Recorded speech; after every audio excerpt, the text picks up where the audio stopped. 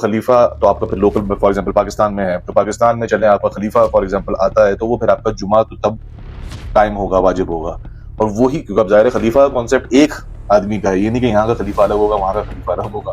तो same goes for के ये खलीफा जब तक सऊदी अरब का भी खलीफा नहीं होगा एट द सेम टाइम, तो हज भी आपका तब तक टाइम नहीं हो सकता। सिर्फ और सिर्फ ये मैं कंट्रोवर्शियल बात करने लगा हूँ, लेकिन मैं इसको साबित करूंगा अपनी तरफ से कि जो मुझे समझ में आया है। आगे डिफरेंस ऑफ ओपिनियन आप सबका हक है, मेरा भी हक है।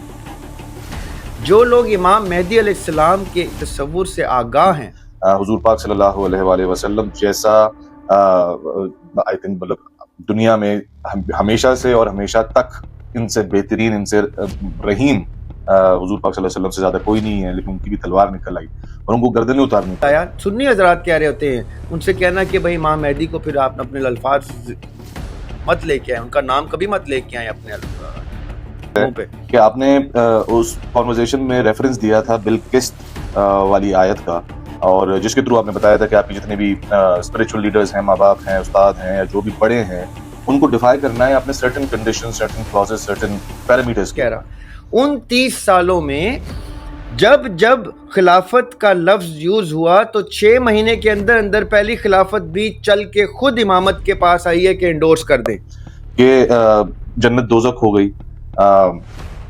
सवाब गुनाह हो गया, खुदा हो गया, प्रॉफिट्स हो गया, ये सारी चीजें एक्सक्लूसिवली मुसलमानों के पास तो नहीं है, तो और मज़ाहिब में भी हैं। तो वो कौन see again conditions, parameters, clauses हैं जिसको जो कि मुसलमानों को एक्सक्लूसिव बनाती है। और उसको मैसेज बिफोर द वीडियो, सबसे पहले आप सबका शुक्रिया जिसने भी इस चैनल को सब्सक्राइब किया है सपोर्ट करने के लिए। जिसने नहीं किया उनका भी बहुत शुक्रिया, सब्सक्राइब कर लें तो अच्छी बात है। बट अगर आप जेन्युइनली इस चैनल को सपोर्ट करना चाहते हैं और ऐसे ही इंटरेस्टिंग ब्लॉग्स, कॉन्वर्सेशंस और पॉडकास्ट सुनते रहना चाहते हैं, तो डिस्क्रिप्शन के अंदर टॉप पे एक लिंक है, उसको प्लीज चेकआउट करें और खुल के सपोर्ट करें, ताकि मैं ज्यादा से ज्यादा अपना टाइम इस चैनल के लिए डेडिकेट करूं और इसी तरह की कॉन्वर्सेशंस और डिस्कोर्स को हम और मजीद आगे बढ़ाएं।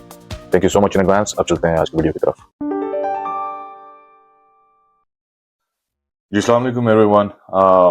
आज हम लॉन्ग अवेटेड अपनी पिछली जो हमारी पॉडकास्ट थी ज़रिया हाशमी साहब के साथ, उसके सीक्वल के साथ मौजूद हैं। और तो मैं मज़ीद बगैर किसी डिले के सबसे पहले अस्सलाम वालेकुम ज़रिया भाई। वालेकुम अस्सलाम। तो कैसे हैं सर आप? अल्हम्दुलिल्लाह, आप ठीक हैं, खैरियत से?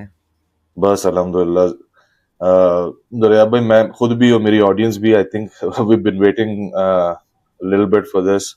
तो हम कोशिश करेंगे कि हमारी जो पिछली लास्ट पॉडकास्ट हमने जहाँ पे रोकी थी, हम टेम्पो वहीं से पिकअप करें इसका।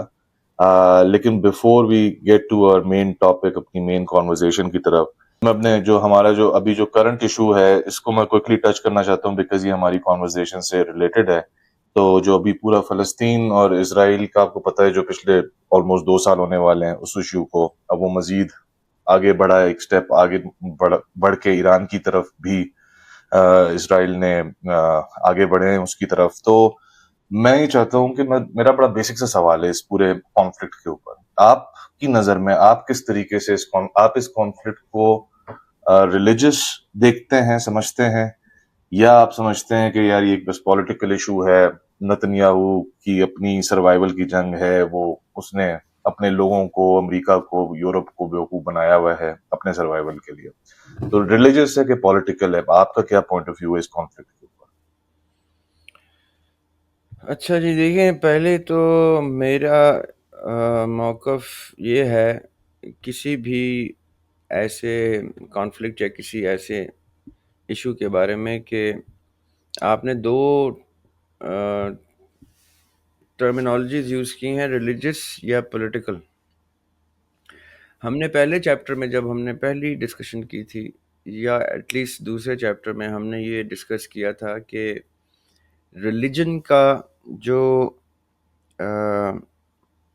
स्टैंस होता है, एक्सेप्टेंस होती है, यानी इस्लाम कबूल करना इट्सेल्फ हमारा एक पॉलिटिकल डिसीजन होता है। ये हमारा एक पॉलिटिकल एक्ट होता है। पॉलिटिक्स हमने पहले डिस्कस किया था चैप्टर में कि पॉलिटिक्स जो है वो किसी नज़रिए की अक्कासी होती है। The the steps that we take in pursuance of our ideology are the steps which are termed as our political strategy or active politics or political moves. जिस भी आपके फैसले, आपके स्टैंड्स, आपकी सोच, तख़य्युल, विज़न, जिसके ऐसे किसी भी चीज़ के पीछे अगर कोई नज़रिया अटैच हो जाए, तो वो उसको सियासी अमल, सियासी हिकमत अमली का नाम देता है। यानी मैं कलमा पढ़ते ही अब सबसे पहली सियासी मूव इस्टैब्लिश करता हूँ, या अपने बच्चे के कान में अज़ान देते ही बाप उसको एक पॉलिटिकल एंटिटी डिक्लेयर करके उसका पॉलिटिकल स्टैंस उसको इनहेरिटेंस में दे देता है कि ये मैंने तुम्हें ये पॉलिटिकल स्टैंस दे दिया, इनायत कर दिया। इसलिए कोई भी ऐसा एक्ट जो पॉलिटिकल होगा, ग्लोबल पॉलिटिक्स से के हवाले से, या internal politics of a country, या कबाइल के आपस की पॉलिटिकल चीज़ें, या कल्चर की आपस की पॉलिटिकल चीज़ें, ये सारी की सारी पॉलिटिकल मूव्स जो हैं, ये जब रिलीजियसली प्रैक्टिस होती हैं, यानी उसको बाकायदा अकीदे की हद पे रख के निभाया जाता है, तो वो आपकी रिलीजियस और पॉलिटिकल जॉइंट स्ट्रेटजी या हिकमत अमली होती है। अब जैसे ही आप कहते हैं कि नेतन्याहू का ये सारा 2 साल पहले का एक्शन, या इसराइल का 1948 से, बल्कि उससे भी पहले बेलफोर डेक्लरेशन से उसका स्टार्ट, या उससे भी पहले जब रॉथचाइल्ड फैमिली के साथ खाइम वाइसमन ने ये सारा स्कीम बनानी शुरू की थी, जितना हम पीछे ट्रायनिज्म जाते वाली जाएं, जो थी। जी, जितना पीछे हम जाते जाएं, उसमें उतना रंग आपको रिलीजियस भी दिखाई देना शुरू हो जाएगा और पॉलिटिकल भी दिखाई देना शुरू हो जाएगा। और अगर हम और भी पीछे चले जाएं, तो आका अलैहिस्सलाम के आते ही दो कबाइल की, दो बरादरी बरादरी के दो मेजर फैक्शंस की आपस की पॉलिटिकल डिसएंटेंगलमेंट का प्रोसेस स्टार्ट हो गया था।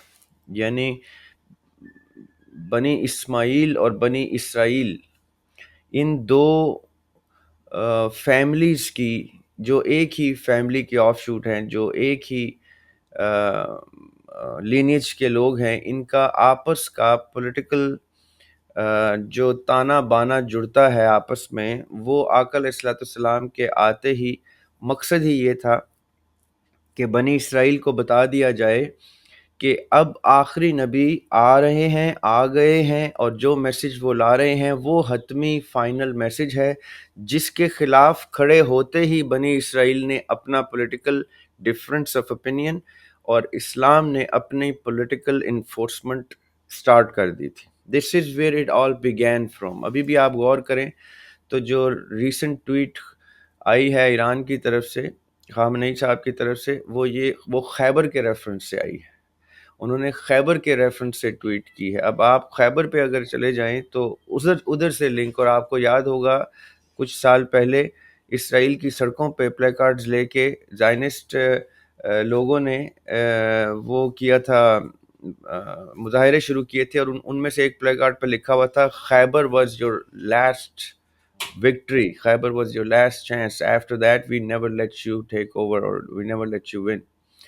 तो ये इसकी रूट्स जो हैं इसराइल की फ़लस्तीन के साथ नहीं हैं, इसकी रूट्स जो हैं वो बनी इसराइल की, बनी इस्माइल के साथ हैं। फ़लस्तीन happens to be the first immediate अफेक्टी of that. उसके बाद उर्दन, उसके साथ मिस्र, ये सारे लोग 1967 वॉर, ये जितने भी मामलात हुए हैं अब ईरान के साथ, फ्रैंकली स्पीकिंग अब जाके वो उस जगह पहुंचे हैं जिस जगह से इब्तदा हुई थी। इसलिए सारे एंड ऑफ टाइम्स की बातें जो हैं वो अब रिलेटेबल होना शुरू हो गई हैं, क्योंकि ईरान में वो लोग पाए जाते हैं जिन्होंने आज तक खैबर की लेगेसी को अलाइव करने के लिए जो कोशिश कर सके की है। चाहे हम उससे इख्तलाफ कर सकते हैं, हम उनके स्टैंड से इख्तलाफ कर सकते हैं, उनके अकायद से इख्तलाफ कर सकते हैं, किसी भी पोजीशन में डिस्कशन, इल्मी बहस की जा सकती है, लेकिन on the face of it they are the claiming custodians of the legacy of the family of the Prophet ﷺ। یہ کلیم کرتے ہیں. باقی ایک پیرلل میں جو مسلمانوں کی بڑی تعداد ہے، کثیر تعداد ہے، وہ اصحاب کی لیگیسی کو لے کے چلتی ہے، اور ایران کی جو رجیم ہے وہ by pride, by carrying it with pride, وہ فیملی آف دا پروفٹ صلی اللہ علیہ وسلم، اہل بیت علیہ السلام کی لیگیسی کو لے کے چلتے ہیں. یہ دونوں مسلمانوں کی دو بڑی شاخیں ہیں، جو اصحاب کی لیگیسی کو لے کے چلنے والے لوگ، اور اہل بیت علیہ السلام کی لیگیسی کو لے کے چلنے والے لوگ ہیں. یہ دونوں ہی آقا علیہ الصلوۃ والسلام کی لیگیسی کی دو ڈیفرنٹ آف شوٹس، لیکن یہ دو وہ جماعتیں ہیں جن جماعتوں کے خلاف بنی اسرائیل کا سٹینس ہے، جنگی سٹینس ہے، اور ان کی ریٹیلیشن میں ان دو فیکشنز کا، ان دو بڑی برانچز آف اسلام کا ریٹیلیشن میں for the sake of the sanctity of مسلم امہ، ان کی ریٹیلیشن کا سٹینس ہے.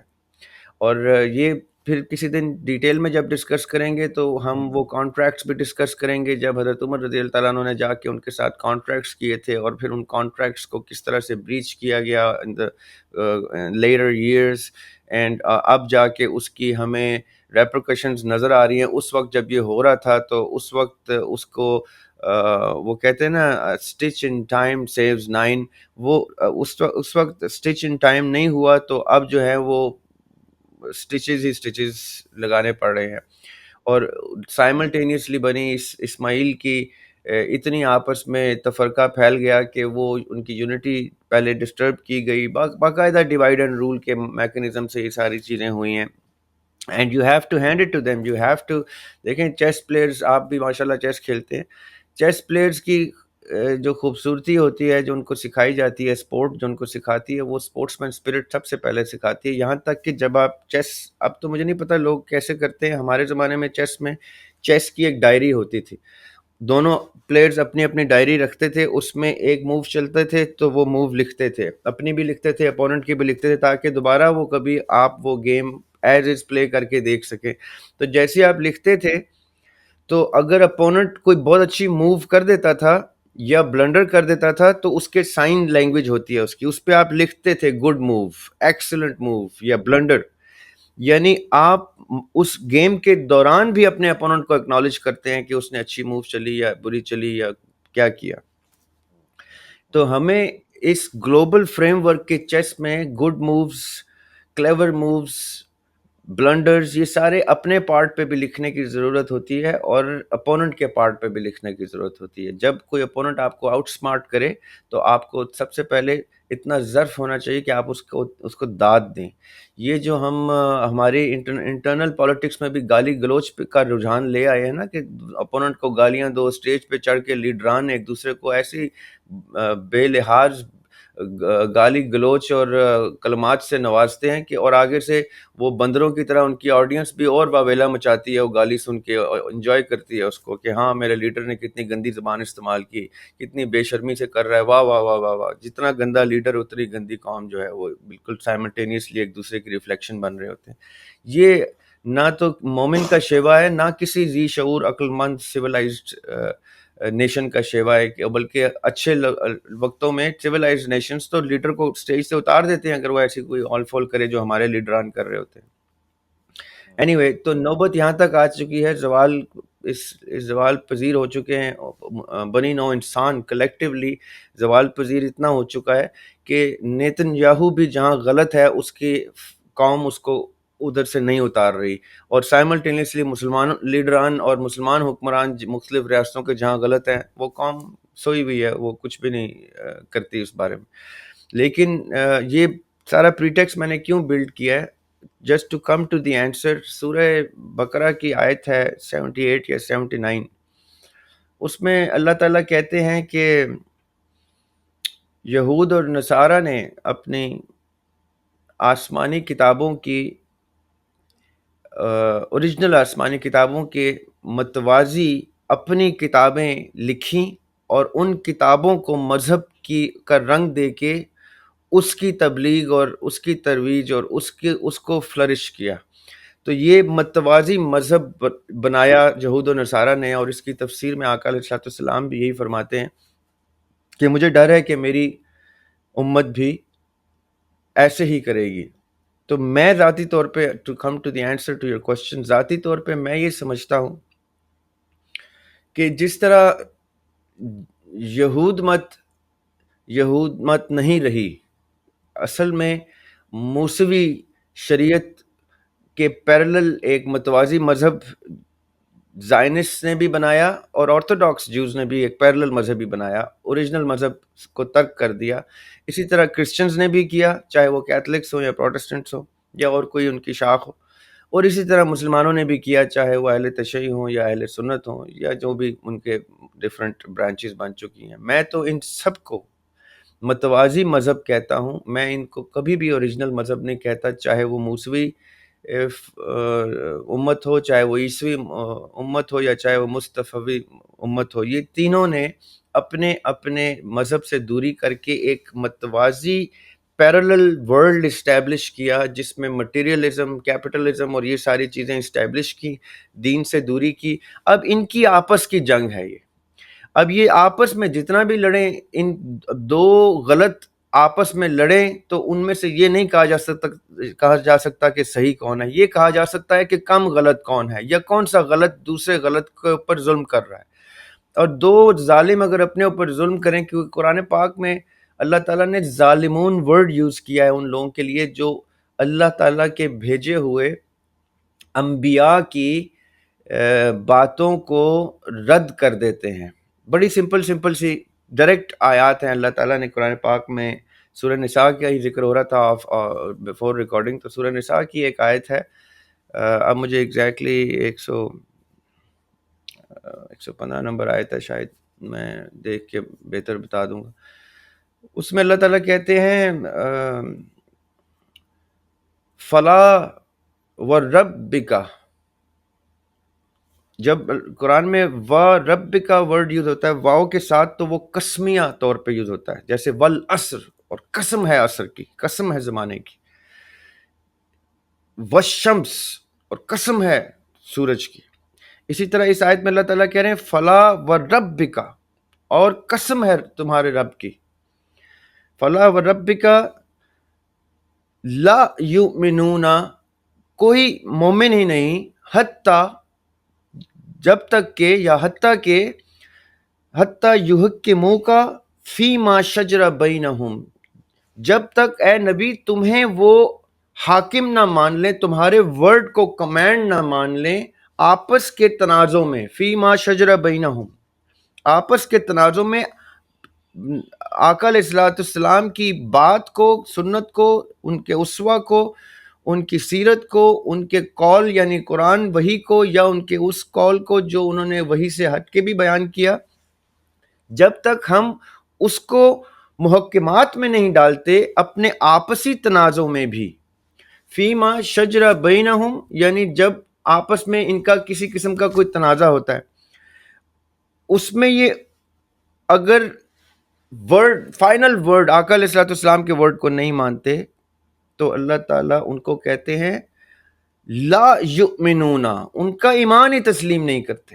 اور سورہ نساء میں ایک جگہ ہم نے پہلے بھی ڈسکس کیا تھا کہ وَمَن یُشَاقِقِ الرَّسُولَ، یشاق کہتے ہیں اپوز کرنا، شاکو ورڈ عربی میں یوز ہوا ہے اپوز کرنے کو. وَمَن یُشَاقِقِ الرَّسُولَ مِن بَعْدِ مَا تَبَيَّنَ لَهُ الْهُدَى، اور جب تم نے رسول کی بات کو اپوز کیا حق عیاں ہو جانے کے بعد، من بعد ما تبین لہ الہدا، جب ہدایت آ گئی اور تم نے نبی کی بات کو اپوز کیا، وَيَتَّبِعْ غَيْرَ سَبِيلِ الْمُؤْمِنِينَ، اور ایسی چیز کی اتباع کی، وَيَتَّبِعْ اس چیز کی اتباع کی، غیر سبیل المومنین جو مومنین کا رستہ نہیں ہے، نُوَلِّهِ مَا تَوَلَّى، تو اللہ نے تمہیں ادھر ہی موڑ دیا، اسی طرف موڑ دیا، وَنُصْلِهِ جہنم، اور پھر جہنم میں واصل کر دیا، وَسَاءَتْ مَصِيرًا، اور بہت ہی برا اینڈ ہے یہ اس آیت کے ورڈ ٹو ورڈ میں نے آپ کو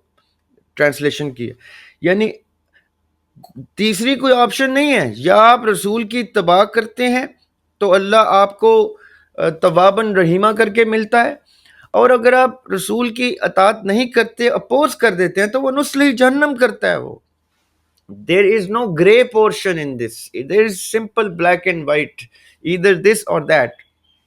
اب جب آپ پیرلل ریلیجن بنا لیتے ہیں، چاہے آپ نیتن یاہو بن کے زائنزم کا ایک یہود مت سے پیرلل ریلیجن بنا رہے ہیں، یا چاہے ڈونلڈ ٹرمپ بن کے آپ کرسچینٹی کا کوئی پیرلل ریلیجن لے کے چل رہے ہیں، یا پاکستان اور ملیشیا اور انڈونیشیا اور سعودی عرب اور MBS اور یہ لوگ بن کے آپ کوئی پیرلل اسلام لے کے چل رہے ہیں، تو وہ نسل جہنم ہے.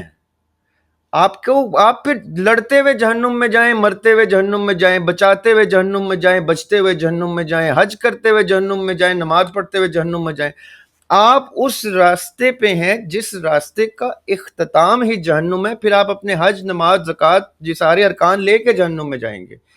اور اگر آپ اس راستے پہ ہیں جہاں آپ نے یحکموک کا فیما شجر بینہم کیا ہے، آپ نے اللہ تعالیٰ کے نبی کی بات کو محکمات میں ڈال دیا، تو پھر آپ اپنی ٹوٹی پھوٹی نمازیں، ٹوٹی پھوٹی نیکیاں لے کے بھی جنت میں ہیں. یعنی یہ اتنا سمپل ہے کہ دو ٹرینیں جا رہی ہیں، ایک ٹرین میں آپ نے ٹکٹ لیا تو وہ جنت میں جا رہی ہے، ایک ٹرین کا ٹکٹ لیا جہنم میں جا رہی ہے. تو اس ٹرین میں نمازی، پرہیزگار، گناہگار جو بھی ہیں، جو جس ٹرین میں بیٹھ گئے وہ ٹرین اپنی منزل پہ ہی لے کے جائے گی. وہ گناہگار کو بھی جنت میں لے جائے گی. اللہ تعالیٰ کو اس کی بیسک چیز ایکسیپٹ ہو گئی ہے کہ اس نے اپنے اعمال کو، اپنے ڈیسیژنز کو، اپنی پولیٹیکل اسٹریٹجی کو آقا علیہ الصلوۃ والسلام کے احکامات کے زیر سایہ کر دیا، تو وہ جنت میں جائے گا. اور نہیں کیا تو وہ جیسا بھی خوبصورت آدمی کیوں نہ ہو، وہ دوزخ میں جائے گا. یہ دیٹ از سمپل. میں اس لیے یہ سمجھتا ہوں کہ یہ ساری جنگیں جتنی بھی ہو رہی ہیں، میں ان کو جہاد میں اس میں ابہام جنریٹ کرتا ہوں. میں اس کو مبہم جہاد کہتا ہوں، میں اس کو اوپن جہاد نہیں کہتا، کیونکہ پیرلل ریلیجن والے آپس میں لڑ رہے ہیں. آپ نیک نیتی سے کچھ کر سکتے ہیں تو ان کے لیے کر لیں. آپ کا اصلی جہاد تو آپ کے گھر میں آپ کا انتظار کر رہا ہے. جب حسین علیہ السلام خانہ کعبہ میں کھڑے ہیں تو حج نہیں کر رہے جب حج کا دن ہے. یعنی میرے لیے حج کا دن، جمعے کا دن، میرا دین مکمل وہاں ہو رہا ہے. جیسے آقا علیہ الصلوۃ والسلام حجۃ الوداع پہ کہتے ہیں نا کہ آج تم پہ دین مکمل ہو گیا، تو انہوں نے وہ سارے پروسیس سے گزر کے کہا دین مکمل ہو گیا، تب حج کیا. ہم نے بھی وہ سارا پروسیس کرنا ہے، تب ہمارے اقامت دین ہو جائے، جب کوئی شریعت کا نفاذ ہو جائے تب سٹیٹ جمعے کا انعقاد کرے گی. اور اس کے بعد بھی اگر سعودی عرب میں اس وقت بادشاہ سلامت حکومت کر رہے ہیں، کوئی بھی MBS ہو یا جو بھی ہو، تو مجھے پہلے وہ بادشاہت ختم کر کے اسلام کا سسٹم لانا ہے، تب حج جو ہے وہ دوبارہ سے اس کا رواج کامن کیا جا سکتا ہے. ورنہ اس کو ہم بادشاہت کا اسی طرح کا رواج سمجھیں گے جیسا آقا علیہ الصلوۃ والسلام کی بعثت سے پہلے بھی حج ہوتے تھے. یہاں تک روایتیں ہیں کہ آقا علیہ الصلوۃ والسلام نے 20 حج بیفور دا بعثت، یعنی پہلی وحی سے پہلے 20 حج وہ اس ریچول کے مطابق کر چکے تھے جو ابراہیم علیہ السلام کی سنت کا چلا آ رہا تھا. لیکن کاؤنٹ ہم ایک حج کرتے ہیں جو فتح مکہ کے بعد انہوں نے کیا. اس سے پہلے کے حج کو ہم حج کی جگہ پہ بھی نہیں رکھتے، اسی لیے سیرت میں ایک ہی حج لکھا جاتا ہے. جبکہ 20 حج وہ کر چکے ہیں، تو میرے بھی 20 حج کسی کام کے نہیں ہیں اگر میں نے مکہ فتح کر کے دین مکمل نہیں کیا. میں پھر حاجی نہ لکھوں، نہ میرے بڑے لکھیں نہ ان کے بڑے لکھیں، کیونکہ وہ اسی 20 حجوں میں جو آقا کی سیرت میں بھی نہیں لکھے جا رہے. تو اگر آقا کی سیرت میں آقا کے حج نہیں لکھے جا رہے تو میرے اور آپ کے باپ کے حج کی کیا ویلیو ہے؟ جب تک دین مکمل نہیں ہوگا، جب تک ریاست میں اسلام کا نفاذ نہیں ہوگا، تب تک ان جنگوں کی بھی کوئی ویلیو نہیں ہے. یہ قتال در قتال ہوتا رہے گا، ابھی بھی ہو رہا ہے. اور یہ رشیا یوکرین میں بھی تو قتال ہو رہا ہے. ادھر کیوں جہاد ہم ڈکلیئر نہیں کر رہے؟ کیونکہ وہ ایک عیسائی مذہب ایک اور عیسائی مذہب کے ساتھ لڑ رہا ہے. ہم ادھر توجہ ہی نہیں دے رہے. ہم کہتے ہیں نہیں ہماری توجہ فلسطین. ظلم تو ادھر بھی ہو رہا ہے، جہاں یوکرین کر رہا ہے ظلم یا رشیا کر رہا ہے، کوئی ایک تو ظالم وہاں پہ بھی ہے. اگر ظلم کو ہی چیز کرنا ہے مومن نے تو حق ادا کرے، ہر ظلم کے اوپر کھڑا ہو. یہ کون سا بائسڈ انصاف ہے کہ میں نے فلسطین والے، کیونکہ وہاں مسجد اقصی، کشمیر جل رہا ہے 75 سال سے، کسی کو خیال نہیں آ رہا فلسطین میں جی بس فلسطین. یمن جلا ہے، روہنگیاز جل رہے ہیں، یہ میانمار میں کیا کچھ ظلم ہوا ہے، سیریا میں کیا کچھ ہوا ہے. اس ٹائم ظلم مسلمان کو نہیں نظر آتا. یہ فلسطین کوئی خاص جہاد نکل آیا صرف اس لیے کہ یہ جیلسی ہے مسلمان کو یہودی سے. یہ اس جیلسی کے اوپر کرتا ہے جیسے بغض علی میں منافقین کرتے تھے، جیسے بغض خاندان رسول صلی اللہ علیہ وسلم کے اندر یزید نے خاندان رسول صلی اللہ علیہ وسلم کو ٹارچر کیا اور قتل کیا. یہ وہ بغض والی باتیں ہیں جو کسی پہ بھی اپلائی ہو سکتی ہیں. حق بات ان چیزوں سے آری ہوتا ہے، جیسے ہم نے لاسٹ ایپیسوڈ میں ڈسکس کیا، اس میں بالقسط سٹینڈرڈ ہوتا ہے. یہ میں اتنا سا سٹارٹ میں کہنا چاہوں. ذریعہ بھائی یہی ریزن ہے کہ جو ہے میں آپ سے ریکویسٹ کروں گا. ابھی آپ کی پوری بات سن کے جو ہے کوئی تقریباً 12 سے 13 مزید سوالات آ گئے میرے پاس دماغ میں، لیکن اگین یہ وہ چیزیں ہیں کہ جو ساتھ ساتھ چلتی رہیں. تو آپ کے پاس پھر موقع ہو تو مجھے پلیز ٹائم دیجیے، کیونکہ میں چاہ رہا ہوں کہ ہم اپنے جو نظام والی کنورسیشن ہے اس کے اوپر واپس آئیں. تو میں اس کو یہیں پہ چھوڑتا ہوں and I'll let the audience decide کہ what they get out of this introductory conversation. اچھا ریحان بھائی، ہم نے پچھلی جو پوڈ کاسٹ تھی جس کا یہ سیکول ہے یہ والی کانورسیشن ہماری، میں اس میں سے کچھ چیزیں آپ کے سامنے رکھنا چاہتا ہوں جو مجھے سمجھ آیا ہے. اگین ہم وہیں سے اس ٹیمپو کو آگے موو کرتے ہیں. دو مین سوالات ہیں جو میرے پاس تھے. تو میں پہلا سوال آپ کے سامنے رکھتا ہوں اس کانورسیشن میں سے کہ آپ نے اس کانورسیشن میں ریفرنس دیا تھا بالقسط والی آیت کا، اور جس کے تھرو آپ نے بتایا تھا کہ آپ کے جتنے بھی اسپرچل لیڈرز ہیں، ماں باپ ہیں، استاد ہیں، یا جو بھی بڑے ہیں، ان کو ڈیفائی کرنا ہے اپنے certain condition, certain clauses, certain parameters کے اوپر. اور تو اس کے اوپر میں تھوڑا سا چاہوں گا کہ آپ ایکسپینڈ کریں، لیکن اس کے ساتھ میں یہ بھی ساتھ جوڑ لیں کہ آپ نے ایک ریفرنس دیا تھا کہ جنت دوزخ ہو گئی، ثواب گناہ ہو گیا، خدا ہو گیا، پروفٹس ہو گیا، یہ ساری چیزیں ایکسکلوزیولی مسلمانوں کے پاس تو نہیں، تو اور مذاہب میں بھی ہیں. تو وہ کون سی اگین کنڈیشنز، پیرامیٹرز، کلوزز ہیں جس کی جو کہ مسلمانوں کو ایکسکلوزیو بناتی ہے؟ اور اس میں آپ نے مثال دی تھی کہ رحمت للعالمین حضور پاک صلی اللہ علیہ وآلہ وسلم جیسا آئی تھنک مطلب دنیا میں ہمیشہ سے اور ہمیشہ تک ان سے بہترین، ان سے رحیم حضور پاک صلی اللہ علیہ وسلم سے زیادہ کوئی نہیں ہے، لیکن ان کی بھی تلوار نکل آئی اور ان کو گردنیں اتارنی پڑ گئی. تو وہ کون سی کنڈیشنز تھیں، کلوزز تھیں، پیرامیٹرز تھے جو حضور پاک صلی اللہ علیہ وآلہ وسلم دیکھ رہے تھے کہ نہیں ہیں لوگوں میں جن کی گردنیں اتارنی پڑی یا جن کو وہ انفورس کر رہے تھے؟ تو یہ دونوں چیزوں کو پلیز مجھے ذرا میرے لیے بھی اور آڈینس کے لیے بھی تھوڑا سا اس کو کلیئر کیجیے گا کہ یہ پورا مقدمہ کیا ہے. جی، وہ جو آیت ہے وہ سورہ نساء کی آیت ہے. اگین سورہ نساء اصل میں بہت ہی خوبصورت اور بہت ہی جامع چیپٹر ہے قرآن پاک کا. سورہ نساء کی وہ آیت ہے کہ یا ایھا الذین آمنوا کونوا قوامین بالقسط، کہ اے ایمان والو. اب جب ایمان والے، جب ٹرم یوز ہوتی ہے نا ایمان والو، تو باقی سارے اس حکم سے، اس کمانڈ سے، اس کنڈیشن سے عاری ہو جاتے ہیں، مبرہ ہو جاتے ہیں، مستثنیٰ ہو جاتے ہیں، جو آمنو کی یا ایھا الذین آمنو کی ڈیفینیشن پہ پورا نہیں اترتے. یہ قابل غور بات ہے کہ جو ایمان کی اس حالت پہ نہیں ہے کہ قرآن اس سے گفتگو کرے، تو قرآن اس سے گفتگو کرتا ہی نہیں ہے. قرآن اس کے لیے ہے ہی نہیں. یعنی قرآن اس کے لیے ہدایت کا رستہ ضرور ہو سکتا ہے کہ وہ ادھر سے ہدایت لے کے تو ایمان کی والوں کی لسٹ میں آئے پہلے، لیکن جب تک ایمان والوں کی لسٹ میں وہ نہیں آتا اس کے اوپر یہ چیزیں اپلیکیبل ہی نہیں ہوتی. جیسے ہم کسی اجتماع میں کھڑے ہو کے کہیں کہ جو 20 سال سے لے کے 50 سال تک کے لوگ ہیں وہ اس طرف آ جائیں، تو صرف وہی لوگ آئیں گے جو 20 سال سے لے کے 50 سال تک کی عمر کے ہوں گے. اور ایسے ہی اجتماع آف مسلم امہ میں کھڑے ہو کے ہم یہ کہہ دیں کہ جو اپنے آپ کو یا ایھا الذین آمنو کے آمنو کی لسٹ میں رکھتے ہیں وہ سائڈ پہ ہو جائیں، تو ایک پل کے لیے لوگ ٹھہر جائیں گے، کیونکہ ایمان والوں کی ڈیفینیشن میں آنے کے لیے جو پری ریکوزٹس ہیں وہ ہم پورے نہیں کرتے، ہمارے بڑے بھی پورے نہیں کرتے. پچھلی 10 جنریشنز کم از کم 50 جنریشنز پوری نہیں کرتی. ہاں وہ یہ ضرور کہتے کہتے مر جاتے ہیں کہ ہم کوشش کر رہے ہیں، ہم کوشش کر رہے ہیں، ہم کلوزسٹ جانا چاہ رہے ہیں، ہم کلوزسٹ جانا چاہ رہے ہیں. تو جب آپ کوشش کر رہے ہیں، جب آپ اب میں لاہور جانے کی کوشش کر رہا ہوں اسلام آباد سے، تو مجھے یہ نہیں کہنا چاہیے کہ میں لاہور میں ہوں، مجھے یہ کہنا چاہیے کہ میں لاہور کے رستے میں ہوں. اب اگر میں اس رستے میں مر جاتا ہوں تو یہ کہا جائے گا کہ یہ لاہور کے رستے میں مر گیا. میں کبھی بھی اس شخص سے افضل نہیں ہو سکتا جو آلریڈی لاہور پہنچ چکا ہے. میں اسی طرح ایمان والوں کی لسٹ میں اگر آیا نہیں ہوں، رستے میں ہوں، تو یہ اس کا جج پھر اللہ تعالیٰ ہے کہ وہ مجھے اس کی میری نیت کی خلوص کی کیا گریڈز دیتا ہے. میں اس میں فال نہیں کرتا اپنے شعور کے مطابق جس میں میں اس کنڈیشن پہ پورا اتر گیا. اب میں یہ کیوں کہہ رہا ہوں؟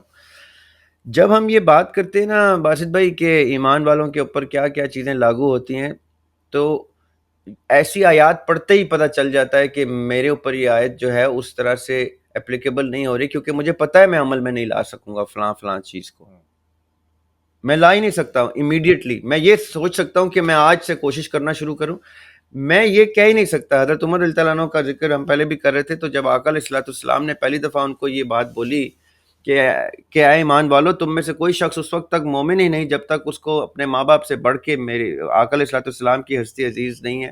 تو حضرت عمر رضی اللہ عنہ نے کہا پھر تو رسول اللہ پھر تو میں مومن ہی نہیں ہوں ابھی. And he went home, he spoke with his parents کہ مجھے آپ سے بھی بڑھ کے محبت کرنی ہے اور عزیز اور معتبر رکھنا ہے آقا علیہ الصلوۃ والسلام کو.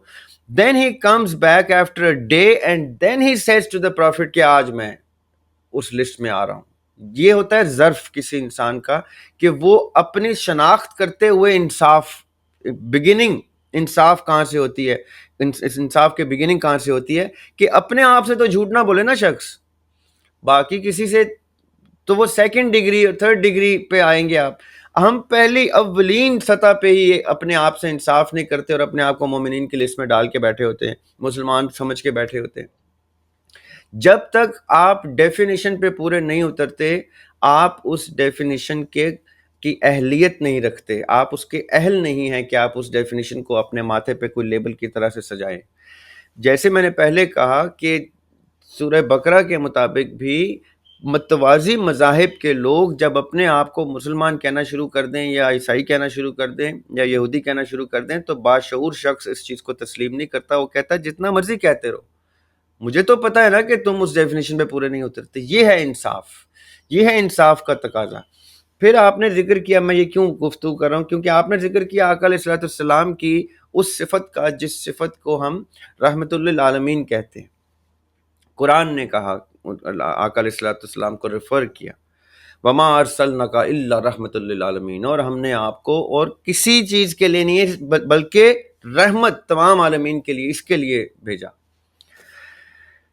اب عالمین کیا ہے پہلے یہ سمجھنے کی ضرورت ہے.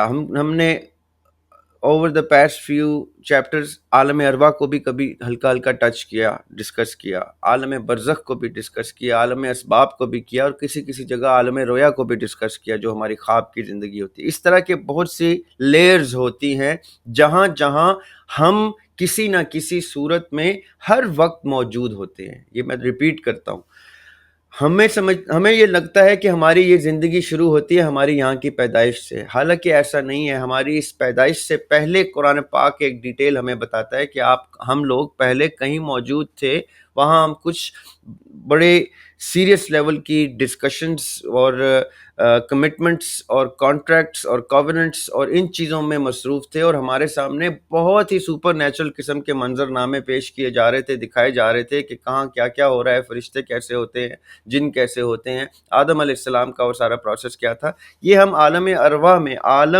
میں وٹنس کر رہے تھے. پھر ہم ایک ایک کر کے عالم اسباب میں آتے ہیں، پھر یہاں سے زندگی ختم، بلکہ زندگی کے دوران ہم عالم رویا میں واپس روح کی صورت میں ٹریول کرتے ہیں، پھر مرتے ہیں، عالم برزخ دیکھتے ہیں، پھر عالم حشر دیکھیں گے، اور یہ سارا کچھ. ان تمام عالمین میں ٹائم کی مختلف ڈائمنشن میں ہم ہر وقت پائے گئے ہیں. تب بھی جب ہم اللہ سبحانہ تعالیٰ کے تصور میں تھے کن سے پہلے، جب وہ کن کہہ کے ہمیں ہمارے بدن میں، جسد میں ہماری روح کو انسرٹ کرتے ہیں اس سے پہلے ہم اللہ تعالیٰ کے تصور میں تھے. وہ جو میں شعر اکثر سناتا ہوں اپنا کہ کتنا حسین خواب تھا، کتنا حسین خواب تھا میں کن سے پیشتر، اے زندگی وہ خواب تیرے بعد ہے کہ نہیں. ہماری ایگزسٹنس اللہ کے تصور سے لے کے ایک پورا جرنی میں جگہ جگہ پائی جاتی ہے. یہ وہ عالمین ہیں جس کے لیے آقا علیہ الصلوۃ والسلام رحمت ہے. یہ وہ کل عالمین ہیں کہ جب ہم عالم تصور میں تھے تب بھی آقا ہمارے لیے رحمت تھے، جب ہم عالم ارواح میں تھے تب بھی ہمارے اوپر آقا علیہ الصلوۃ والسلام رحمت تھے، جب ہم عالم اسباب میں آئے، عالم برزخ میں، عالم حشر میں، ہم کسی بھی عالم میں جائیں، ہمارے اوپر جس رحمت کا سایہ ہے اس رحمت کا نام آقا علیہ الصلوۃ والسلام محمد مصطفیٰ صلی اللہ علیہ وآلہ وسلم ہے. یہ ہے مطلب رحمت للعالمین کا.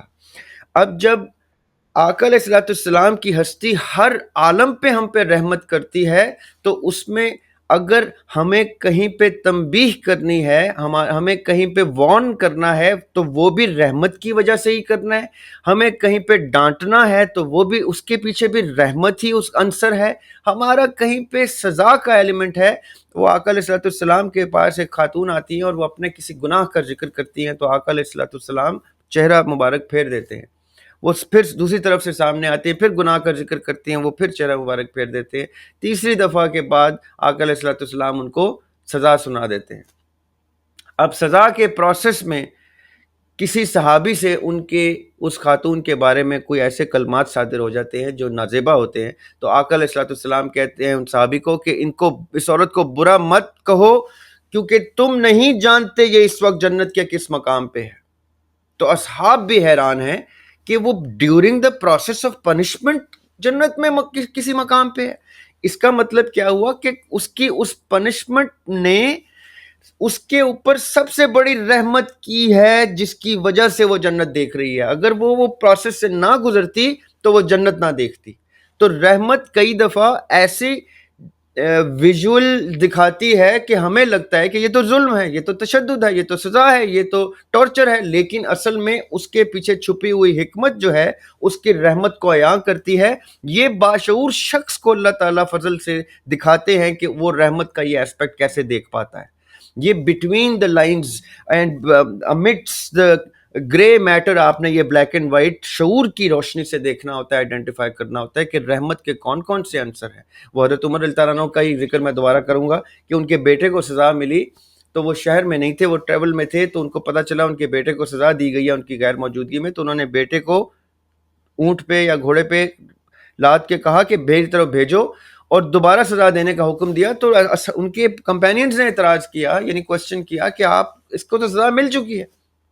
اب سمجھیے گا، یہ ایک دفعہ کسی ہمارے گرے لاؤنج پہ کسی ہمارے کرسچن بھائی نے کوشچن کیا تھا کہ یہ تو ظلم ہے کہ بیٹے کو سزا ایک دفعہ مل چکی ہے تو وہ دوبارہ کیوں دے رہے ہیں. تو پھر حضرت عمر رضی اللہ عنہ نے کہا کہ ہو سکتا ہے میری غیر موجودگی میں میرا بیٹا ہونے کی وجہ سے انہوں نے ہاتھ ہلکا رکھا ہو، اس لیے اس کو دوبارہ سزا ملے گی.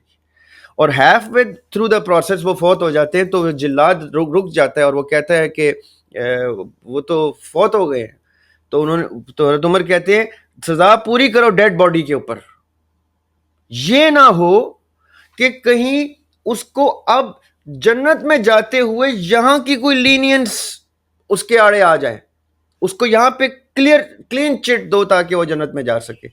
یعنی رحمت کس رنگ سے اپنا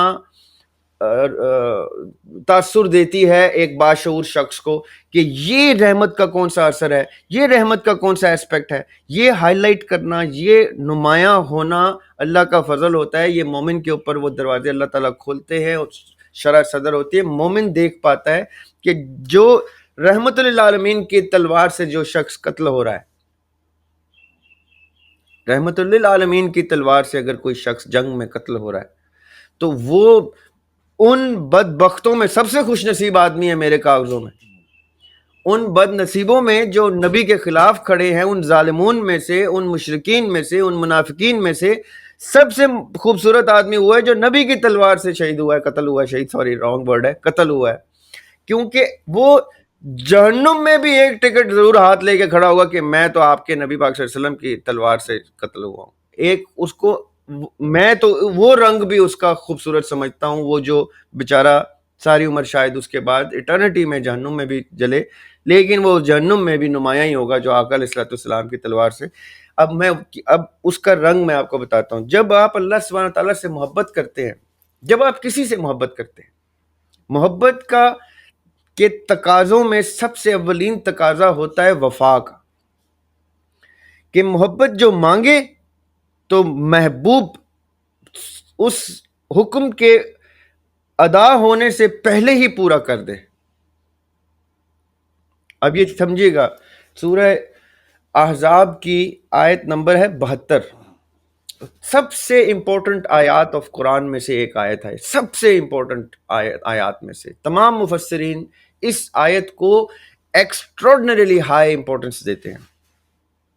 اس آیت میں اللہ تعالیٰ کہتے ہیں، اب یہ سمجھیے گا تھوڑی سی انٹینس بات ہے، اللہ تعالیٰ کہتے ہیں کہ ہم نے آفر کیا، پیش کیا کہ کون ہماری امانت کو اٹھاتا ہے۔ کس کو آفر کیا؟ سماوات کو، آسمانوں کو، ارض کو، زمین کو، والجبال، پہاڑوں کو۔ اب میں یہاں پہ آیت روکوں گا۔ اللہ تعالیٰ کسی اپنی کریٹڈ بینگ یا پروڈکٹ کو، یعنی پہاڑ یا آسمان کو یا زمین، جو اللہ تعالیٰ کی کریٹڈ چیزیں ہیں، ان سے ڈائلاگ میں ہے کہ can you take this particular امانت position of the Almighty, تو وہ تینوں انکار کر دیتے ہیں آؤٹ آف فیئر کہ ہم نہیں کر سکتے۔ یہ سمجھیے گا، یہ انکار آیا ہے، اس کی گریوٹی کو سمجھے گا کہ اللہ تعالیٰ کی آفر ریفیوز کر رہی ہے اللہ کی بینگ۔ اب میں تھوڑا سا پیچھے لے کے جاؤں گا آپ کو، سورہ بقرہ کی آیت نمبر 25-26 ہے، جس میں اللہ تعالیٰ کہہ رہے ہیں کہ میں ایک خلیفہ بنا رہا ہوں، اس کو میں فری ول دوں گا۔ تو فرشتے کیا کہہ رہے ہیں؟ یہ تو فساد کرے گا۔ اور اللہ تعالیٰ نے روم دیا ہوا ہے، لبرٹی دی ہوئی ہے کہ فرشتے ایسی کوئی بات کر سکیں۔ کس لیول کا ڈائلاگ ہے؟ اور فرشتے کہہ رہے ہیں یہ تو فساد کرے گا۔ آبجیکشن آئی، کوشچن کی صورت میں آئی، مؤدبانہ صورت میں آئی، لیکن ایک آبجیکشن سی آئی کہ یہ تو فساد کرے گا۔ آگے اللہ تعالیٰ کہہ رہے ہیں تم نہیں جانتے جو میں جانتا ہوں۔ آبجیکشن رجسٹر کرنی ہے آپ نے میری گفتگو میں ملائکہ کی، جیسے آبجیکشن رجسٹر کرنی ہے آپ نے سماوات کی، جیسے کرنی ہے ارض کی، جیسے کرنی ہے والجبال کی، اور پھر آخری آبجیکشن ہے ابلیس کی۔ جب اللہ تعالیٰ نے کہا سجدہ کر تو وہ سجدہ نہیں کرتا۔ تمام مخلوقات جو ابھی زیر بحث ہیں وہ سب کسی نہ کسی حوالے سے آبجیکشن کر رہے ہیں، حکم عدولی کر رہے ہیں، ریفیوزل دے رہے ہیں، آؤٹ آف فیئر کر رہے ہیں یا آؤٹ آف ایگو کر رہا ہے ابلیس، کر رہے ہیں آن دا ریفیوزل سائڈ، رائٹ۔ اور اب آتے ہیں سورہ احزاب کی آیت نمبر 72 پہ دوبارہ، اور آگے اللہ تعالیٰ کہہ رہے ہیں کہ اٹھایا یہ امانت کا بوجھ تو کس نے؟ انسان نے۔ آپ محبت کی انتہا دیکھیں کہ اللہ تعالیٰ جو کہہ گئے ہیں امانت کے لیے یس کر دیا انسان نے۔ یہ ہے وفا کا پہلا سٹیپ جو انسان کو سب سے خوبصورت کر دیتا ہے ان تمام زیر بحث مخلوقات اور تخلیقات میں سے۔ آگے اللہ تعالیٰ یہ بھی کہتے ہیں کہ انہ کان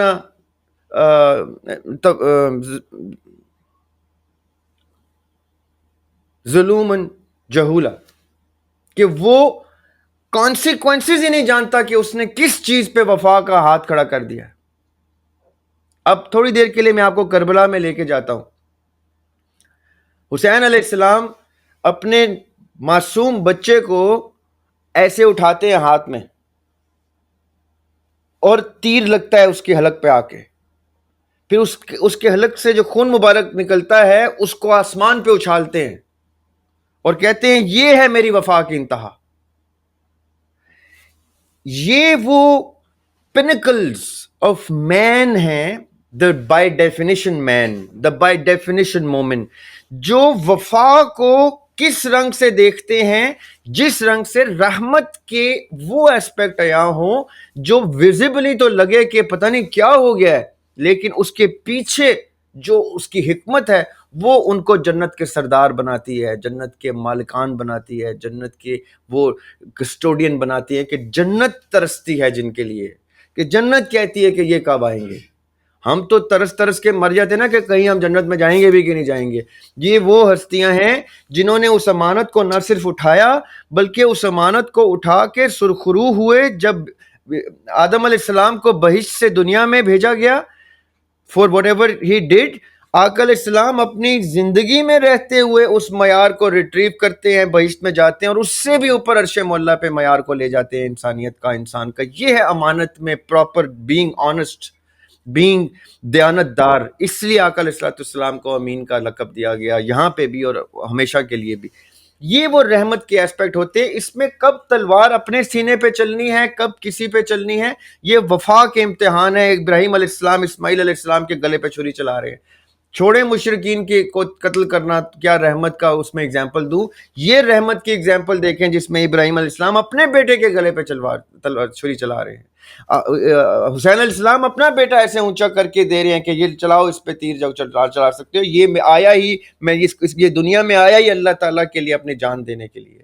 یہ ہیں وہ رحمت کے رنگ جو مومن پہ تب بیاں ہوتے ہیں جب مومن ایمان کی ڈیفینیشن سے اپنے آپ کو عاری کرتا ہے تو اس کے اندر شعور روشنی نور کی طرح مٹ ہونا شروع ہوتا ہے اور اس کو تمام الفاظ کی میننگز کی کمپریہنشن سٹارٹ ہو جاتی ہے۔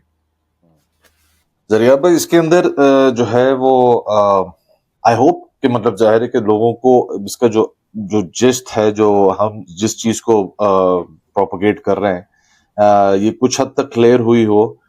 میں دوسرا سوال بھی اس کے ساتھ ساتھ ہی آپ کے ایڈ کرنا چاہتا ہوں، اور پھر میں چاہتا ہوں کہ ہم اس چیز کو مزید جو ہمارا اوریجنل جو نظام کی جو ہماری ڈسکشن ہے، اگین یہ کنڈیشنز پیرامیٹرز کچھ حد تک مجھے لگتا ہے کہ کلیئر ہوئے ہیں۔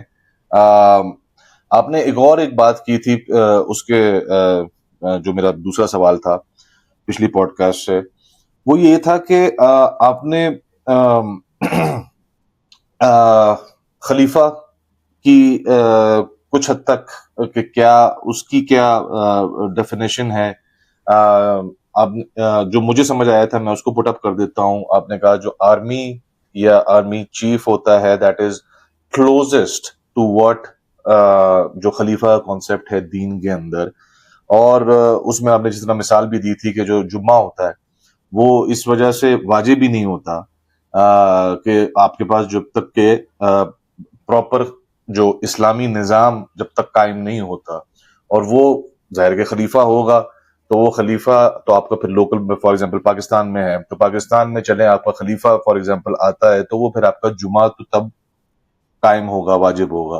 اور وہی کیونکہ اب ظاہر خلیفہ کانسیپٹ ایک آدمی کا ہے، یہ نہیں کہ یہاں کا خلیفہ الگ ہوگا وہاں کا خلیفہ الگ ہوگا، تو سیم گوز فور کہ یہ خلیفہ جب تک سعودی عرب کا بھی خلیفہ نہیں ہوگا ایٹ دا سیم ٹائم تو حج بھی آپ کا تب تک قائم نہیں ہو سکتا۔ تو یہ یہاں سے میں یہ چاہتا ہوں کہ ریاب بھائی ذرا وہ جو ہماری پچھلی کانورسیشن تھی یہ ذرا کانسیپٹ، کیونکہ اس وقت جو سب سے بڑی کنفیوژن ہے نا وہ اس چیز کی ہے لوگوں کے اندر کہ ریئل، اس وجہ سے میں نے پہلا سوال پیرامیٹرز کے اوپر کیا کہ ایک عام آدمی، عام مسلمان کے کیا پیرامیٹرز ہیں جو کہ ایک مسلمان، بیسک مسلمان مومن تو ایک بڑی آگے کی چیز ہے، لیکن بیسک مسلمان ہونے کے لیے اس کی کیا کنڈیشن۔ تو پہلا وہ پارٹ ہو گیا، دوسرا یہ پارٹ نظام کے لیے، ظاہر ہے کہ اس نظام کے اندر مسلمان چاہیے نا، ہمارے جیسا لوگ تو نہیں چاہیے بیسکلی، ہمارے جیسے کمزور مسلمان۔ تو اس وجہ سے میں نے پیرامیٹرز والی بات پہلے کی۔ اب یہ والا جو دوسرا نظام والا پارٹ ہے اس کو پلیز ذرا سا ایڈریس کریں کہ یہ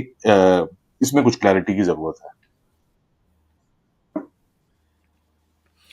اچھا، پہلی بات تو یہ جو ٹرم ہے نا خلیفہ، یہ دو طریقے سے اسلام کے کانٹیکسٹ میں یوز ہوتی ہے۔ ایک ہوتا ہے خلیفۃ الارض، جو انسان اللہ تعالیٰ نے جب انسان کی تخلیق کی اور اس کو پریزنٹ کیا فرشتوں کے سامنے اپنی ایک خوبصورت مخلوق کے طور پہ، تو اس کو خلیفۃ الارض کے طور پہ ریپرزینٹیٹیو بنایا کہ یہ پوری کی پوری دنیا کا اللہ تعالیٰ کا 2IC ہے، سیکنڈ ان کمانڈ ہے۔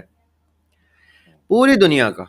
اس میں پھر درخت بھی اس کی ذمہ داری ہیں، پودے، چرند پرند، ہوا، آب و ہوا، اس کی زیر زمین اللہ تعالیٰ کی دی ہوئی نعمتیں اور باہر دی ہوئی نعمتیں، پھر انسان، انسانیت، سب کچھ سسٹم، سب کا ذمہ دار. یہ میں آپ کو بڑی سخت بات کرنے لگا ہوں کہ میں اور آپ اگر یہ سوچتے ہیں کہ چیچوں کی ملیا میں کہیں کوئی شخص ناحق مر گیا ہے اور میں اور آپ قبر میں سکون سے جائیں گے، تو یہ خام خیالی ہے. اللہ تعالیٰ نے آدم علیہ السلام کو صرف اپنے بچوں یا اپنی ذریت کے لیے نہیں بھیجا تھا، ایز خلیفۃ الارض بھیجا تھا. اللہ تعالیٰ جو ابھی ہم نے رحمت للعالمین آقا علیہ السلام کا ذکر کیا، تو ان کو پورے عالمین کے لیے رحمت، جس میں عالم ارواح بھی ہے، عالم اسباب بھی، ان سب کے لیے. ہم جن انبیاء کی سنت پہ ہیں، ان انبیاء کی سنت کے مطابق اس وقت دنیا میں کہیں کوئی جانور بھی بھوکا مر رہا ہے تو ہماری قبر ڈارک ہے، تنگ ہے، ہمارا عذاب قبر سے شروع ہو جائے گا. یہ چیز اپنے ذہنوں میں سب ڈال لیں کہ یا تو اپنے آپ کو مسلم نہ کہیں. قرآن پاک کی آیت ہے جس میں اللہ تعالیٰ ایک ایک کر کے سب نبیوں کا ذکر کرتے ہیں، نوح علیہ السلام، عیسیٰ علیہ السلام، موسیٰ علیہ السلام، اور کہتے ہیں کہ ان میں کوئی فرق نہیں، یہ سب کے سب مسلمان ہیں. قرآن ٹیسٹیفائی کرتا ہے، اور ایک کے اوپر جو چیز لاگو ہوتی ہے وہی سب پہ لاگو ہوتی ہے. اس کا مطلب ہے کہ کوئی موسیٰ علیہ السلام کو ماننے والا بھی قبر میں سکون سے نہیں جائے گا، عیسیٰ علیہ السلام کو ماننے والا بھی، کیونکہ وہ خلیفہ، representative and responsible for the whole world ہے. ہم یہ سمجھتے ہیں کہ صرف فلسطین کی ذمہ داری ہم پہ ہے، کشمیر کی ذمہ داری ہم پہ ہے، روہنگیا کی، یمن کی، مسلمان کی نہیں، کرسچن کی ذمہ داری بھی ہم پہ ہے، یہودی کی بھی، ایتھیسٹ کی بھی، ہندو کی بھی، سکھ کی بھی، سب کی ذمہ داری ہم پہ ہے. یا تو ہم نے اس دنیا میں نہیں اترنا تھا، یا اتر آئے ہیں تو تیار ہو جائیں کہ either we will succeed or we will fail. There is no third option in this planet, in this realm. جتنے لوگ نومولودگی میں فوت ہو جاتے ہیں، مس کیریج کی نظر ہو جاتے ہیں، جلدی چلے جاتے ہیں، یا انڈر پریولیج پیدا ہوتے ہیں، یہ وہ ارواح ہوتی ہیں جو کہتے ہیں کہ ہم یہ ذمہ داری نہیں لے سکتے، ہمیں کوئی سستے سے ٹرپ سے نکال کے لے جائیں یہاں سے. تو ان کو وہ سستی سے ٹرپ سے اللہ تعالیٰ لے کے جاتے ہیں، وہ پھر فیملی کے لیے بلیسنگ بن کے چلے جاتے ہیں. جن کے گھر کوئی ایسا اسپیشل چائلڈ آتا ہے، چلا جاتا ہے یا رہتا ہے، وہ اس فیملی کو ٹکٹ دیتا ہے جنت کا کہ اس کو سنبھالو، یہ اللہ کی برکت رحمت بن کے تمہارے پاس جنت کا ٹکٹ بن کے آیا ہے، تم اس کی پرورش اچھی کر کے اس کو سرخرو کرا دو تو تم پرو. یہ وہ اسپیشل کیسز ہیں، کبھی ہم ان کو الگ سے ڈسکس کریں گے. جو اپنی پوری نعمتوں کے ساتھ دنیا میں آ گیا اور اس نے شعور کی عمر دیکھ لی، وہ پھنس گیا، وہ ختم. وہ سوچے ہی مت کہ جنت بھی کوئی چیز ہوتی ہے، وہ کہے کہ میں برباد ہو گیا. یا تو اب میں نے یقاتلوا فی سبیل اللہ کرنا ہے اور اپنے آپ کو جلدی سے ختم کرنا ہے تاکہ کہیں طبعی موت نہ آ جائے مجھے. اگر طبعی موت آ گئی تو میں برباد ہو گیا، کیونکہ پوری دنیا کی ذمہ داری کے سوال میرے سامنے آ جائیں گے اور وہ لسٹ کھلتی جائے گی. میں آنکھوں پہ ہاتھ رکھ کے کہوں گا مجھے دوزخ دکھاؤ کدھر ہے، مجھے شرمندہ کیوں کر رہے ہو، I want to go because I failed. ہم نے اتنا آسان سمجھ لیا ہے کہ بس نمازیں پڑھو، روزے رکھو، وہ جو مالا جپو اور بس سو جاؤ اور صبح اٹھو اور کسی دن مر جاؤ اور کہو بچوں کو کہ سال ثواب کی دعا کرنا. آپ پروفٹس کیوں اتنے اضطراب میں تھے؟ ان کو تو دنیا اور کائنات کی ساری بادشاہت عطا ہوتی تھی، وہ ہر وقت خون نکال رہے ہیں، اپنا دانت مبارک شہید ہو رہے ہیں، زخم لگ رہے ہیں، بچے مر رہے ہیں، قتل ہو رہے ہیں، بھوک دیکھ رہے ہیں، افلاس دیکھ رہے ہیں. کیوں؟ کیونکہ ان کو پتا تھا کہ میں نے جتنا کیری کیا اتنا وزن ملین ٹائمز مجھے وہاں پہ نظر آ جائے گا. ذمہ داری زیادہ تھی. ہم نے اپنی لائف ہم نے سمجھا ہے کہ بس 2-4 پوڈ کاسٹ کی فلسطین کے بارے میں باتیں کی، 2-4 پوڈ کاسٹ کشمیر پہ کی، بس یہ ہم تو بہت معاشرے میں بھی بڑے واہ ہو گیا ہمارا، اور کیا اسکالر ہے، کیا باتیں کرتا ہے، کیا خوبصورت اس کو آرٹیکولیٹ کرتا ہے باتیں، او ہو پیچھے تصویریں، سیلفیز، اور یہ بس ہم وہ پورے جنت میں جا رہے ہیں. you and I, बासित भाई, are going deeper in hell than an ordinary person, क्योंकि हमें अल्लाह ताला ने इस तरह के प्लेटफॉर्म्स भी दे दिए थे, हमें उस जगह पे भी पहुंचा दिया था जहां पे हम ये फ्लरिश करके आगे इसको कैरी ऑन कर सके. हम नहीं करेंगे. Let's face it, let's admit it, we are nowhere. ये है खलीफातुल अर्द की जिम्मेदारियां जिसमें मैं और आप और हमारे बड़े फख्र के साथ फेल होके जा रहे हैं. फख्र के साथ, कोई टेंशन ही नहीं है. डेथ बेड पे वसीयतें बता रहे होते हैं, ये प्रॉपर्टी तेरी, ये वो प्रॉपर्टी उसको दे देना, ये कर लेना, वो. ये टेंशन नहीं है कि बेटे मैं तो बर्बाद हो गया, तो भाई मौत आ गई मुझे, मैं तो नबी की सुन्नत पे शहीद ही नहीं हुआ, मेरा तो नबी शहीद हुआ था, मेरे तो नबी के बच्चे शहीद हुए थे, मेरे नबी के असहाब शहीद हुए थे. ये इतने प्रिविलेज लोग जाने दे रहे थे, और देखो मैं तो भाई मौत खांसी से मर गया, कैंसर से मर गया, फलां से मर गया. मैं तो गया बच्चों, मेरी साले सवाब की दुआ भी मत करना, मुझे इबरत का निशान बना के खुद बंदे का पुत्र बनना. ये नहीं करते हमारे बाप, ये नहीं करते उनके बाप, ये नहीं करेंगे हम, क्योंकि हम बाय डेफिनेशन ईमान के उसके अंदर फॉल नहीं करते ना, इसलिए हमारे ऊपर इंसाफ के तकाजे नहीं लागू होते, हम सच नहीं बोलते.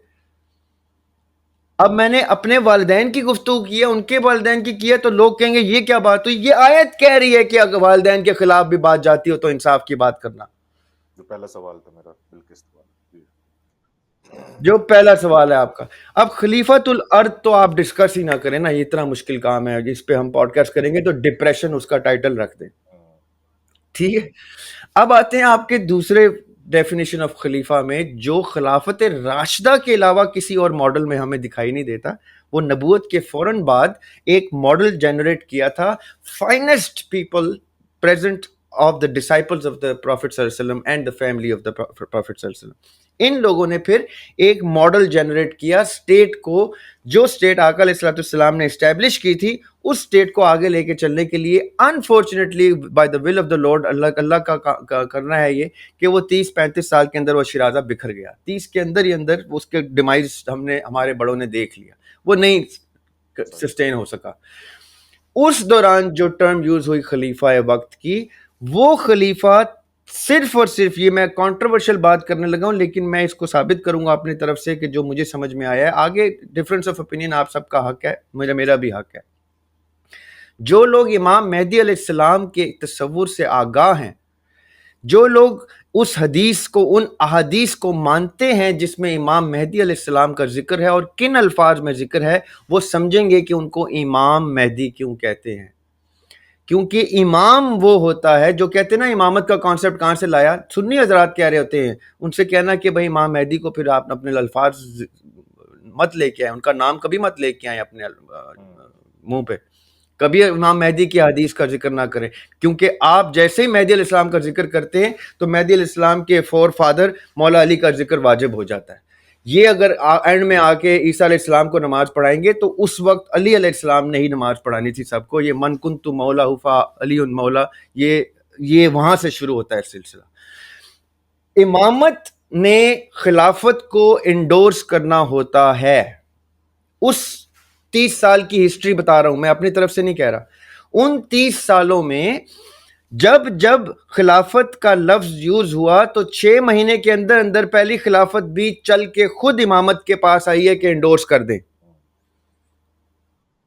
आप इंडोर्स करेंगे तो ये सिलसिला चलेगा. आंसुओं के साथ रोए हैं अबू बकर सिद्दीक रजी अल्लाह ताला अन्हु मौला अली के सामने बैठे हुए अलैहिस्सलाम, और एडमिट करते हैं कि उस प्रोसेस ऑफ खिलाफत में ऐसे पॉलिटिकल इश्यूज आ गए थे कि drastic decisions were made, and if you want me to I can revert back to that decisions but it will create a mess. तो मौला अली कहते हैं यू डोंट नीड टू. यहां इंडोर्स हो रही है इमामत के हाथ से खिलाफत. फिर सेकंड खिलाफत इमामत के हाथ से इंडोर्स हो रही है. फिर थर्ड खिलाफत में सो मच सो कि क्योंकि वो डिमाइज सबको नजर आ रहा था, वो शिराजा बिखरता हुआ सबको दिखाई दे रहा था, तो मौला अली ने यहां तक कहा कि now it's time I take charge, make the situation better and then I will grant it to you. But then even then he was put aside bye discussions, arguments. उन्होंने फिर भी कहा ओके. फिर मौला अली की अपनी खिलाफत उनके ऊपर डाली गई जिम्मेदारी की तरह. उन्होंने तो तलहा और जुबैर का नाम दे दिया था, उन्होंने तो साद बिन अबी वक्कार रज़ियल्लाहु अन्हु का नाम दे दिया था. उन्होंने कहा था इनको बनाओ. he was forced into Khilafat. This was the first time when Imamat came forward to continue the Khilafat, and then he was murdered. उनको शहीद किया गया और उनके बेटे को फोर्स करके डाला गया इसके ऊपर, और उन्होंने फिर कॉन्ट्रैक्ट के ऊपर हुकूमत आगे ट्रांसफर की एज एन इमाम. जैसे मौला अली ने पहली खिलाफत को इंडोर्स किया था, दूसरी, तीसरी, चौथी पे खुद, पांचवी पे हसन अल इस्लाम ने उसी सुन्नत के ऊपर कॉन्ट्रैक्चुअल हुकूमत आगे फॉरवर्ड की. And that is it. अब मेहदी अलैहिस्सलाम आके किसी अमीरुल मोमिनीन को या नबी ईसा अलैहिस्सलाम को खलीफा या हाकिम का इंडोर्समेंट करेंगे तो करेंगे, उसके अलावा खिलाफत टर्म यूज नहीं हो सकती. जो सेकंड डेफिनेशन ऑफ खिलाफत है, खलीफा है. आप शरीयत के निज़ाम की गुफ्तगू करें, इट मेक्स सेंस. आप कहें निज़ाम शरिया लेके आए, निज़ाम शरिया में क्या होता है, निज़ाम शरिया में हाकिम कैसे होता है, मजलिस शूरा कैसे होती है, निज़ाम शरिया में डेमोक्रेसी नहीं होती तो फिर क्या होता है. ये चीज़ें शरीयत के निज़ाम में आएंगी. खिलाफत का निज़ाम तब तक नहीं आएगा जब तक मेहदी अलैहिस्सलाम अपनी इमामत की सनद को मसनद को रिटेन नहीं करते दोबारा और वो इंडोर्स नहीं करते, तब तक कोई शख्स अपने आप को खलीफा नहीं कह सकता. अमीर कह सकता है और हाकिम कह सकता है, शरीयत का लीडर कह सकता है, प्रेसिडेंट कह सकता है, जो भी उसको कहना चाहे. वो खलीफा नहीं कह सकता, क्योंकि खलीफा को इंडोर्स करने के लिए इमामत मौजूद नहीं है हाजिर शक्ल में. गैबत में जरूर मौजूद है, हाजिर में मौजूद नहीं. जो ईरान का पूरा मॉडल है, वो गैबत में इमामत के थ्रू अपने आप को इंडोर्स करते हैं एज द सुप्रीम लीडर. वो गैबत के इमाम की इंडोर्समेंट लेते हैं, वो भी बगैर इमाम की इंडोर्समेंट के अपने आप को मर्जा तक नहीं मान सकते. अब वो क्वेश्चनेबल है हमारे लिए कि कैसे आप गैबत में से करते हैं, वो अलग बहस है, लेकिन वो क्राइटेरिया वही रखते हैं कि इमामत इंडोर्स करेगी. अच्छा जरिया भाई, इसके अंदर जो है ना, अब एक दो चीजें, क्योंकि जाहिर है कि हमारा जो मेन पर्पस है इस पूरी कॉन्वर्सेशन का, ऑब्वियसली वो यही है कि शरीयत का जो असल निज़ाम है वो हम अभी जो 30 साल की जो खिलाफत है उससे हम अखज़ करें, उससे निकालने की कोशिश करें. उससे पहले मेरा एक सवाल है, आपने जो खिलाफत वाली भी बात की, कम्प्लीटली मेक सेंस कि इमाम मेहदी आएंगे और वो स्टैंप लगाएंगे अगले आखिरी जो भी खलीफा होंगे उसके ऊपर. लेकिन उससे जो काउंटर आर्गुमेंट है इसके ऊपर, आपने जिस तरीके से ये वाली खिलाफत को पेश किया है, काउंटर आर्गुमेंट इसके ऊपर ये बनता है कि खिलाफत कोई शरई टर्म तो है ही नहीं. वो कहते हैं कि जी ये एक अरबिक टर्म है खिलाफत, तो इसको यानी कि जिसको सक्सेसर कहते हैं, बेसिकली एक सक्सेसर को खलीफा कहते हैं बेसिकली, या उसके और भी रिप्रेजेंटेटिव भी हैं और बहुत. तो कहने का मकसद है कि वो आपने जिस तरीके से पेश किया वो एक ज़ाहिर है कि एक शरई टर्म बन गई है कि ज़ाहिर है इमाम आएंगे वो उनको इंडोर्स करेंगे. तो ये थोड़ा सा मुझे क्लियर कर दें, फिर मैं जानना चाहता हूँ कि जो शरई निज़ाम है, और फिर हम शुरू करेंगे. मैं आपसे उधर मैं आता हूँ, आपसे सवाल पूछता हूँ उसका. पहले ये जरा क्लियर कर दें इस बात को. देखिए वही बात ना कि हम खिलाफत, मैंने इसलिए कहा कि इसके दो एस्पेक्ट है. एक खलीफतुल अर्द है और एक वो खलीफा हमने जो खिलाफत राशिदा की हिस्टोरिक रेफरेंसेस से इस्टेब्लिश किया. जब हसन अल इस्लाम ने कॉन्ट्रैक्ट करके माविया बिन सुफियान के हवाले की है हुकूमत, तो उस वक्त एज खलीफा नहीं की. He is not the first Khalifa after खिलाफत Rashida. Neither will anybody else be a Khalifa unless by definition कोई इमाम किसी को खलीफा कह दे. क्योंकि खलीफा हो, जैसे मैंने कहा ना, आप प्रेसिडेंट नाम रख लें उसका, क्योंकि निज़ाम शरिया का जो हाकिम वक्त होगा वो अमीरुल मोमिनीन होगा, क्योंकि ईमान वाले ही निज़ाम शरिया को लेके आते हैं. तो अमीरुल मोमिनीन जो टर्म है उसको पॉलिटिकल साइंस के टर्म में खिलाफत का या खलीफा का नाम देंगे. लेकिन चूंकि ये एक टर्मिनोलॉजी खुलफाए राशिदीन के हवाले से इस्टेब्लिश्ड है, तो हम जब भी खलीफा सोचते हैं तो पिक्चर उस लेवल का खलीफा करते हैं. तो उस लेवल पे जो 30 साल की खिलाफत थी, उसमें इमामत की इंडोर्समेंट उसको वैलिडेट करती है. जहां जहां वैलिडेट नहीं होगी इमामत के थ्रू, तो वो चाहे अमीरुल मोमिनीन बने या प्रेसिडेंट बने या खलीफा बने, they will not qualify as the हाकिम ऑफ शरिया, निज़ाम शरिया. یہ میں کہنا چاہ رہا ہوں. تو اس لیے خلیفہ ٹرم ایز سچ کوئی ٹرم نہیں ہے, یہ ایک عربک ورڈ آف دا حاکم ہے, جیسے خلیفۃ الارض ہے, second in command of the Lord, یعنی vice of the Lord Almighty. خلیفہ ہوتا ہے جو اس سارے کے سارے دائرہ کار کا ذمہ دار ہوتا ہے. اب اس وقت اگر پاکستان میں ہمارے کوئی شخص ڈکلیئر کرتا ہے کہ میں تمام مسلمانوں کو ریپرزینٹ کر کے ان کا لیڈر بننا چاہتا ہوں, یا ایران میں کوئی شخص یا سعودی عرب میں کوئی شخص کہیں کوئی کہتا ہے اور اس کو باقی ممالک کسی بھی وجہ سے جوائن ان کرنا شروع کرتے ہیں, تو وہ اس وقت بائی ڈیفینیشن امیر المومنین ہی کہلائے گا, وہ ان ایمان والوں کا امیر بن جائے گا. اب اس کو خلیفہ کا درجہ آپ بائی ڈیفینیشن دے سکتے ہیں. میں خالی یہ کہہ رہا ہوں کہ میں ہسٹورک ریفرنس میں خلیفہ اسی کو مانوں گا جس کو امامت انڈورس کرے. آپ اس کو کوئی بھی نام دینا چاہیں, پریزیڈنٹ دیں, پرائم منسٹر دیں, یا جو بھی دیں, میں اس کو خلافت راشدہ کے ریفرنس سے کہہ رہا ہوں کہ 30 سال کی خلافت راشدہ امامت کی پہ ڈیپینڈنٹ ہے, امامت کی ویلیڈیشن پہ ڈیپینڈنٹ ہے, امامت کی انڈورسمنٹ پہ ڈیپینڈنٹ ہے. اگر امامت انڈورس نہیں کرے گی تو وہ خلافت کوسچنیبل ہے. اور وہ جنگیں ہم نے دیکھی ہیں, وہ ایک نہیں ہے, وہ 2-3 ایسی 4 جنگیں ہیں جس میں باقاعدہ طور پہ امامت نے جنگ کا اعلان کر دیا ریگارڈلیس کے سامنے کون ہے. ذریعہ بھائی, اس کے اندر جو اگین تھوڑی سی کلیئرٹی کے لیے مجھے ابھی بھی ایک چیز تھوڑی کلیئر نہیں ہوئی, تو جو خلیفۃ الارض ہے یہ وہ شرعی ٹرم ہے, یا جو ایک حکومت کرنے والے کو جو اس طرح جو خلفۂ راشدین ہے وہ والی ٹرم, مطلب میں صرف اس کو ڈیفرینشیٹ کرنا چاہ رہا ہوں کہ ان دونوں میں سے کون سی والی جو ٹرم ہے وہ ہم جی دیکھیں, میرا جو نو مولود بچہ بھی پیدا ہو رہا ہے نا نیا, وہ خلیفہ ارض پیدا ہوتا ہے بائی ڈیفینیشن.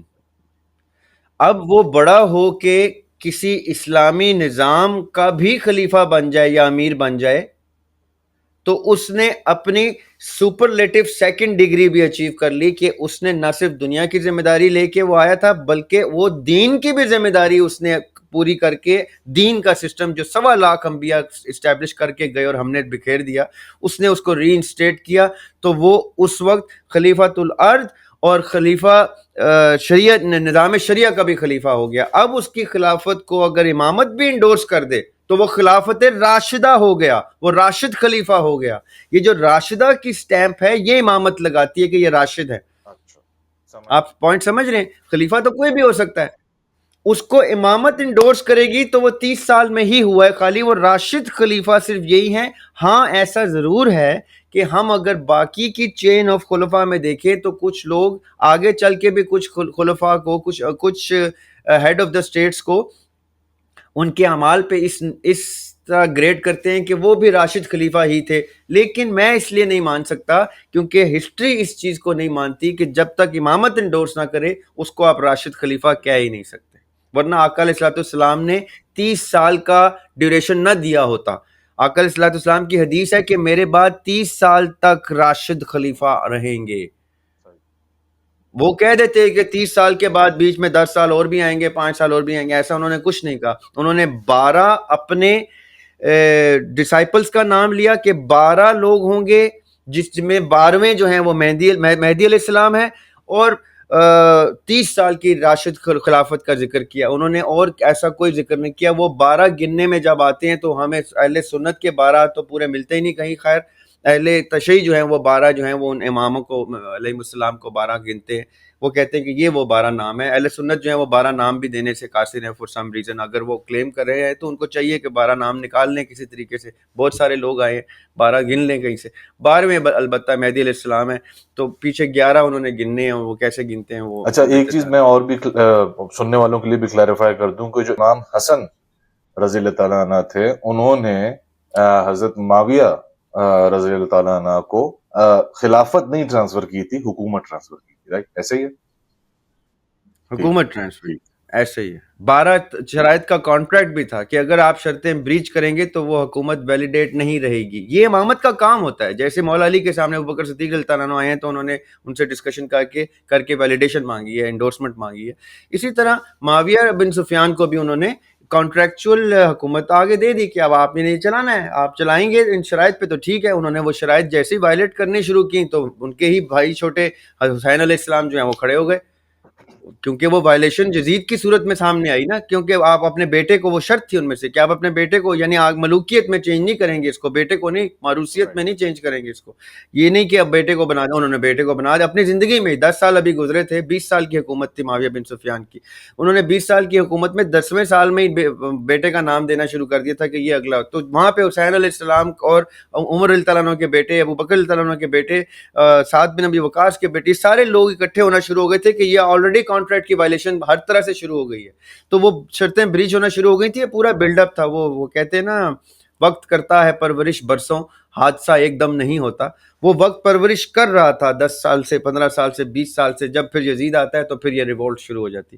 سو یہ this is how transference of charge was granted to Muawiyah bin Sufyan by Hassan علیہ السلام, بیکاز انہوں نے لیا ہی کیئر ٹیکر گورنمنٹ 2.5 مہینے کی, 3 مہینے کی ان کی ٹرم ہے, 6 مہینے کی ٹرم ہے میکسیمم حسن علیہ السلام کی, جس دوران انہوں نے وہ ٹرانسفر کیا ہے. وہ 30 ایئرس پورے ہی ان کے 6 مہینے سے ہوتے ہیں حسن علیہ السلام کے, کیونکہ مولا علی کا قتل کی شہادت جو ہے وہ 30 سال پورے نہیں کرتی. وہ جو 6 مہینے 5 مہینے کا گیپ ہے وہ حسن علیہ السلام کی حکومت پورا کرتی ہے. اس لیے 30 سالوں میں راشد خلفاء میں 5 خلفاء کا نام آتا ہے, 5ویں جو ہیں وہ حسن علیہ السلام. ٹھیک ہے. اور آخر اس سوال کے آخری حصے میں جو بات ہے وہ ایڈ کرنا ضروری ہے کہ جو اصحاب رضوان اللہ علیہم, جو اصحاب آقا علیہ الصلوۃ والسلام کے ساتھ اس سارے پروسیس میں ٹرین ہو رہے تھے by means of practical active politics of the Islamic system, جس میں جنگیں بھی تھیں, جس میں اپنے سسٹم کی یعنی نظام کی وہ ریفارمز بھی تھیں کہ کون کون سی حدود و قیود سیٹ کرنی ہے, کیسے کرنی ہے, لیجسلیشن کیسے ہوگی, لا انفورسمنٹ کیسے ہوگی, ایکسپینشن آف ریلیجن کیا. یہ آقا علیہ الصلوۃ والسلام کو ڈائریکٹیوز اللہ تعالیٰ کی طرف سے ڈائریکٹ آتے تھے وحی کی صورت میں, اور پھر وہ چارٹر بنتے جاتے تھے اسٹیپ وائز, اور اسی چارٹر کی بیس کے اوپر مکہ کو فتح کر کے ایک سسٹم, ایک ریاست کا وجود آیا تھا تاکہ یہ سب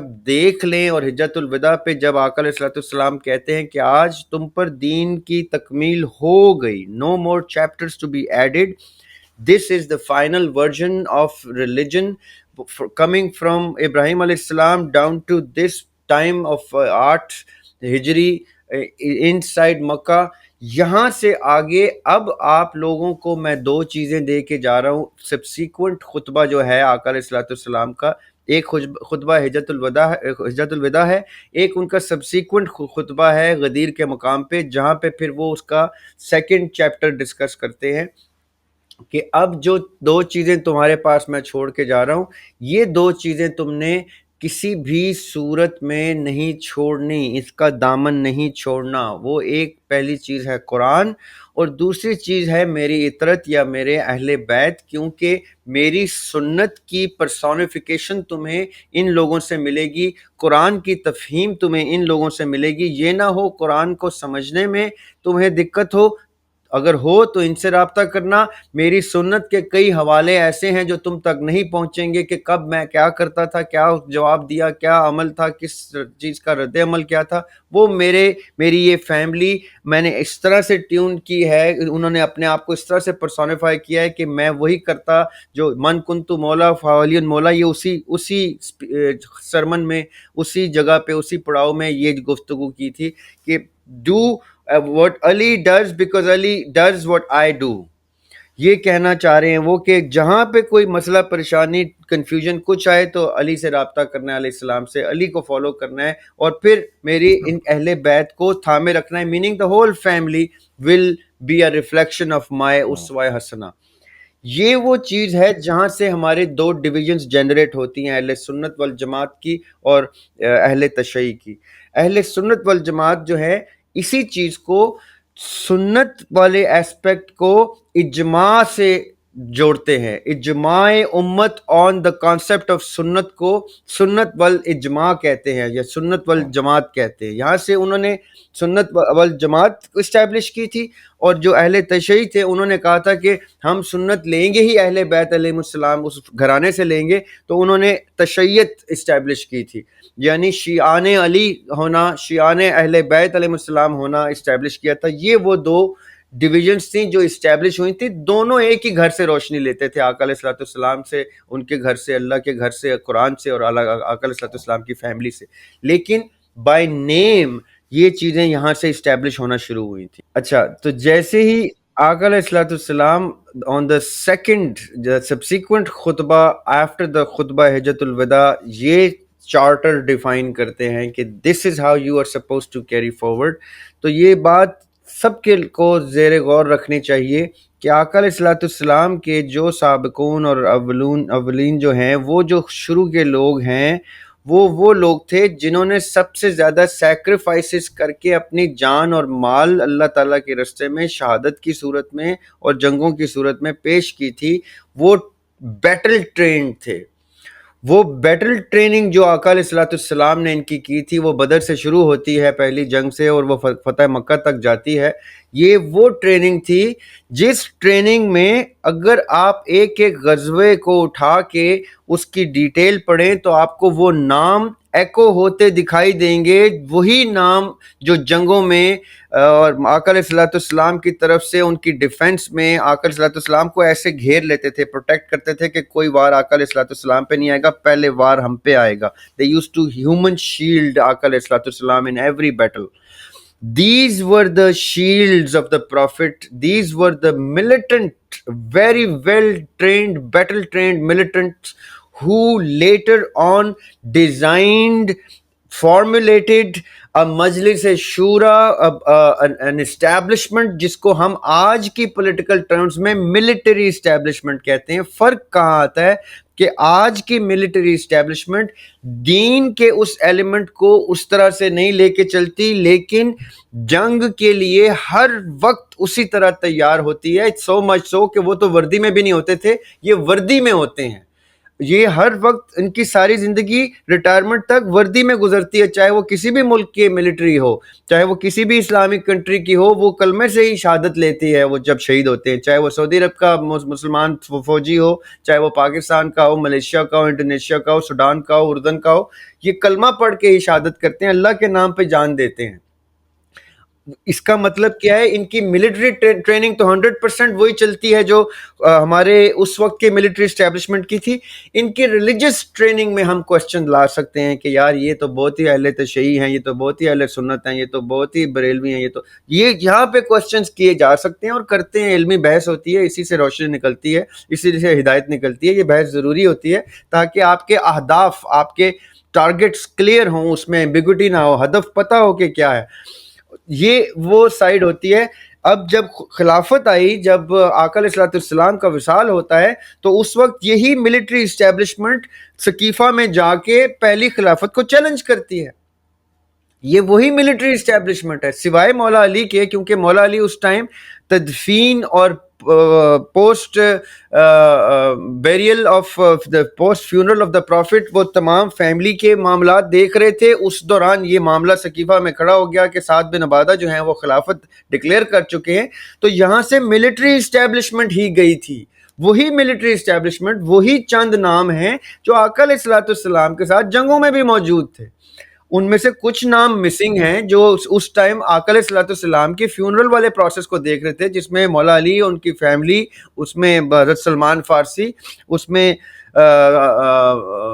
ابو ذر غفاری، اس میں یہ مقداد، یہ سارے یہ وہ لوگ تھے جو یہاں پہ فیملی کے پروسیس میں تھے. اس دوران یہ پولیٹیکل ٹرموائل اسٹیبلش ہو، which to me is not turmoil, وہ ہسٹورک ریفرنسز میں اب ہم دیکھ کے ٹرموائل کہہ سکتے ہیں.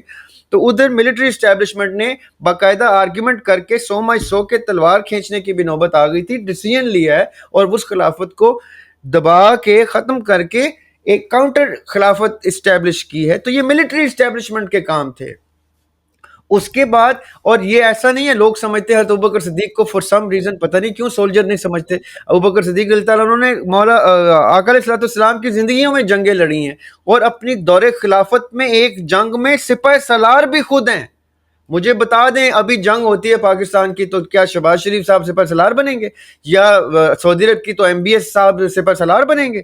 سپہ سالار ہی کوئی اور ہے، حکومت ہی کسی اور کے ہاتھ میں. ایسا اسلام کا کانسیپٹ ہے ہی نہیں. آقا علیہ الصلوۃ والسلام جنگ میں تلوار لے کے اترتے تھے اور وہی لیڈر تھے سپریم.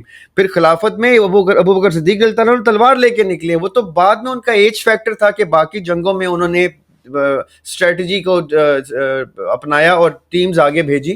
حضرت عمر رضی اللہ عنہ کی فتوحات جو ہیں وہ 2.2 اسکوائر مائلز کے اوپر ہے. وہ بینگ دا خلیفہ واز آلسو دا سپہ سالار. کتنی جنگیں ہیں ان کی، 12-14 جنگیں تو ہسٹری میں لکھی ہوئی.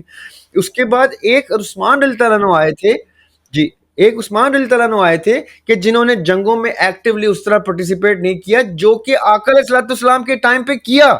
اس وقت خلافت کے ٹائم پہ نہیں کیا کیونکہ انہوں نے وہ چارج سنبھال کے اپنے سے بہتر واریئرز کو سامنے رکھا. پھر مولا علی جب آئے تو وہ پھر واریئر ہیں، وہ خیبر کے بھی ہیرو ہیں، وہ بدر کے بھی ہیرو ہیں، وہ احد کے بھی ہیرو ہیں، وہ خندق کے بھی ہیرو ہیں، وہ فتح مکہ کے بھی ہیرو. وہ کون ہے؟ وہ battle trend finest main on the planet ہے. یہ کون سا نیا کانسیپٹ ہم لوگوں نے ڈیموکریسی اور ان چیزوں کا چلایا ہے؟ یہ صرف اور صرف ملٹری اسٹیبلشمنٹ تھی. پھر آخری راشد خلیفہ حسن علیہ السلام بھی صفین پارٹ 2 لڑنے کے لیے میدان میں تلوار لے کے اترے، اور وہ تلوار سے کی بیس کے اوپر ہی انہوں نے سارا کچھ. یہ صرف ملٹری اسٹیبلشمنٹ ہوتی ہے. یہ خالی ہم تسلیم نہیں کرنا چاہتے کیونکہ پاکستان جیسے ملک میں جیسی ہم یہ گفتگو کرتے ہیں تو ہمارے جو political so called criminal heroes ہیں، سوری ٹو سے میرے لیے تو کرمنل ہیروز ہی ہیں، وہ جو ہیں ان کے فالوورز افینڈ ہو جاتے ہیں. وہ کہتے ہیں اچھا اس کا مطلب ہے ہمیں حافظ صاحب کو امیر المومنین ماننا پڑے گا، ہمیں ان کو شریعت کا وہ الحمدللہ اللہ کی طرف سے، یہ میں I have no personal relation ship with the person, لیکن اللہ کی طرف سے وہ آدھا کوئی قرآن بھی حفظ کر چکے ہیں. یہ کہیں کلوز جا رہے ہیں اس ڈگری پہ کہ شاید اگر یہ چاہیں اور اللہ ان کو موقع دے، اللہ نے ان سے کروا دیا تو خالی یہ فیلڈ مارشل نہیں بن سکتے. یہ چاہیں اگر تو ریلیجس ریفارمز کی بیسس پہ یہ سپریم لیڈر بن سکتے ہیں، شریعت کا نفاذ کر کے، ایٹ لیسٹ پاکستان سے سٹارٹ کر کے. پھر یہ ان کو تو اسرائیل کی طرف آنکھیں سیدھی کرنے کی ضرورت ہی نہیں ہے. وہ تو پہلے ہی توپ کا رخ مسلمانوں ملکوں میں کریں گے کہ ہو جاؤ سیدھے بھائی، مانو پھر کہ میں شریعت کا نفاذ کرنے لگا ہوں تو ایک ہی سکہ چلائیں گے ہم، جی جہاں سے سکہ چلے گا. تو دیکھیں کیسے مسلمان ملک کا ایسے کانوں کو ہاتھ لگا کے ایسے کریں گے، کیونکہ نیوکلیر اسٹیٹ ہی مسلمانوں کو اللہ تعالیٰ نے یہ دی ہے پاکستان کی. پاکستان کو لیڈنگ فرام دا فرنٹ بنایا ہوا. اس ٹائم بھی اسٹریٹجی پاکستان کھیل رہا ہے اسرائیل کے خلاف. اس ٹائم بھی جو ڈیفنس جاری ہے وہ پاکستان کی طرف سے اسٹریٹجک بھی اور آرمز کی بھی جاری ہے. کوئی روک سکتا ہے؟ جب اللہ تعالیٰ کی نصرت آپ کے پاس آئی تھی پھر آپ کو ٹینشن نہیں ہوتی. یہ وہ ماڈل ہے جو میں اس آپ کے سوال کے ساتھ ایڈ کرنا چاہتا تھا کہ یہ ملٹری اسٹیبلشمنٹ کے ہاتھ میں رہے گا. دعا کریں کہ آپ کے اس ٹائم میں کلوزسٹ ماڈل آیا کہ ایک حافظ جو ہے وہ چیف آف آرمی سٹاف آ گئے. اس سے پہلے تک ایسا ہم نے دیکھا ہی نہیں ہے. تو یہ اب کہیں کلوزسٹ ماڈل جا رہا ہے. دعا کریں کہ ان کو اللہ تعالیٰ وہ ڈائریکشن دے کہ جس میں اوکے بس ہو گئی بھائی، کوئی شہباز شریف نہیں، کوئی عمران خان نہیں، کوئی زرداری نہیں، میں آ رہا ہوں، میں سنبھال رہا ہوں، میں ٹیمیں بٹھا رہا ہوں اور میں جنگ کا اعلان کر رہا ہوں مسلمانوں سے. جو میرے اس رستے میں آئے گا مجھے یا جوائن کرے یا مجھے بتا دے کہ میرے خلاف ہے، تاکہ میں اس کے بعد دیکھوں میرا دشمن کون ہے.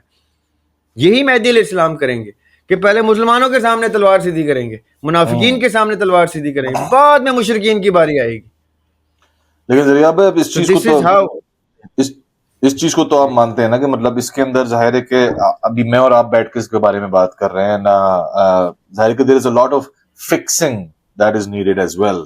اگر ہم یعنی کہ اس راؤٹ پہ بھی جاتے ہیں تو دیر از اے لاٹ کہ حافظ صاحب کو بھی اگر ہم جس طرح سے ابھی یہ بات، ابھی خیر ہم اس کو مزید کھولیں گے آگے اس ڈسکشن کو، لیکن ظاہر ہے کہ جس طرح میں اور آپ بیٹھ کے آج اس چیز کو کھول رہے ہیں، اس طرح بہت سارے فیکشنز کو الگ الگ اپنے اپنی جگہ پہ چیزوں میں کلیئرٹی لا کے چیزوں کو کھولنا پڑے گا.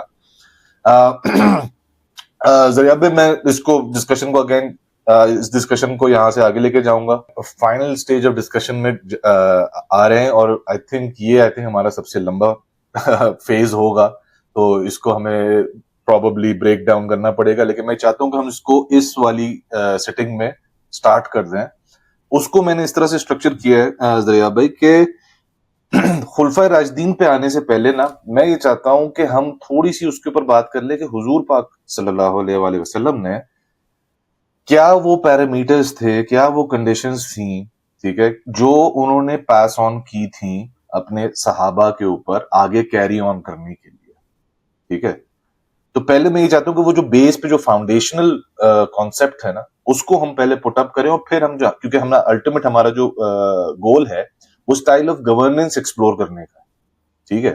تو میں یہ چاہتا ہوں کہ پہلے تو ہم اپنی بیس کو کلیئر کر لیں, کیونکہ ظاہر ہے کہ ہم پہلے بھی یہ بات کر چکے ہیں کہ ظاہر ہے ہم حضور پاک صلی اللہ علیہ وسلم نبی تھے, ہم ان کو اس طریقے سے اسٹائل آف گورننس کو ہم نہیں فالو کر سکتے اس ٹائم پہ, یا جب پروفٹ نہیں ہوتے دنیا میں اس ٹائم پہ. لیکن میں یہ چاہتا ہوں کہ جو انہوں نے فاؤنڈیشنز دی تھی اس کے اوپر بارے میں تھوڑی سی ہم بات شروع کریں اس والی ایپیسوڈ میں, اور پھر ہم ایک ایک کر کے تمام صحابہ کی طرف جائیں گے.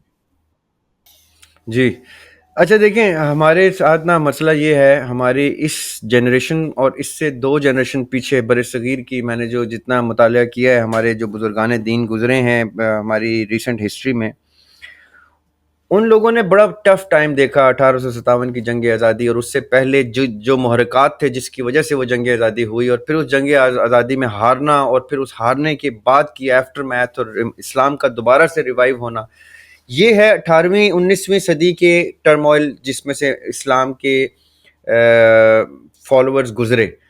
اس سے پیچھے وہ ٹرموائل حسین علیہ السلام کے دور میں کربلا, اور پھر واقعہ ہررا, اور وہ جو ہم نے پہلے بھی ڈسکس کیا تھا کہ وہ ایک ٹرموائل تھا جس کے بعد یہ 7th سینچری کی بات ہو رہی ہے, اور 8th century 7th and 8th century عیسوی کی بات ہو رہی ہے, جہاں پہ پھر اسلام کا ریوائول ہوتا ہے, جہاں پہ پھر امام ابو حنیفہ, امام جعفر علیہ السلام, اور یہ امام مالک اور امام شافعی, اور پھر امام احمد بن حنبل, یہ وہ لوگ ہیں جو پہلا ریوائول دیتے ہیں حسین علیہ السلام کے فوراً بعد والے اس دور کو. یہ امام ہیں جو ہمارے ریلیجن کو ریوائول دیتے ہیں.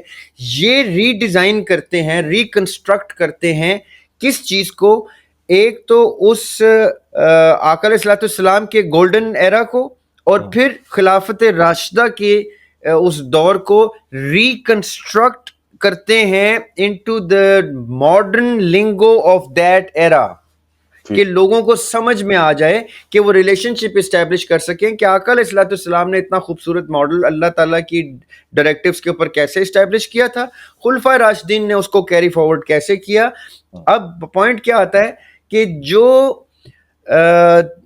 افہام و تفہیم دین کی اس 7th 8th سینچری کے اسکالرز نے دی ہے, کہ ان کے مطابق احادیث کی انٹرپریٹیشن, شرح حدیث کیا ہے, کیسے ان روایات کی شرح بنائی جائے گی, اور پھر اس پہ فقہ ترتیب دی جائے گی, یہ ان لوگوں نے کیا پروسیس. حالانکہ وہ تلواروں کے زیر سایہ کر رہے تھے, ٹارچر ہوتے تھے, پرسیکیوٹ ہوتے تھے, چاہے وہ امام مالک کی پرسیکیوشن ہو, چاہے وہ امام ابو حنیفہ کی پرسیکیوشن ہو, امام ابو جعفر اور فیملی آف دا پروفٹ صلی اللہ علیہ وسلم کی پرسیکیوشن ہو, چاہے وہ امام نسائی کی, یہ سب کے سب ٹارچر سے گزر رہے تھے, کیونکہ بنو امیہ اس ٹائم اس پیک پہ تھا, ان کی حکومت اس لیتھل پیک پہ تھی کہ وہ نام لینے والے کو قتل کر دیتے تھے, کہ علی کا نام لیا, فیملی کا نام لیا, قتل کر دو, ٹکڑے ٹکڑے کر دو. یہ جو 712, یہ دیکھیں 8th سینچری 712 میں جب محمد بن قاسم پاکستان والی سائڈ پہ آتا ہے بر صغیر, تو وہ فیملی آف دا پروفٹ کو قتل کرنے کے لیے آتا ہے. یہ پرسیکیوشن اس لیول پہ ایکسپینڈ ہوتی تھی کہ یہ ویو تھی پوری, کہ سب کو قتل کر دو, ساری فیملی کو قتل کر دو, علی کے نام لیوا لوگوں کو قتل کر دو, اس ریلیجن کو اٹھانے والے. سو دیٹ وہ جو 2 چیزیں اللہ تعالیٰ نے چھوڑی, اللہ کے نبی نے چھوڑی تھی ہمارے لیے غدیر کے موقع پہ, ایک قرآن اور ایک وہ اطرت, تو انہوں نے قرآن کی انٹرپریٹیشن کرنے والے وہ اہل بیت ہی قتل کرنے شروع کر دیے, پروسیکیوٹ کرنے شروع کر دیے.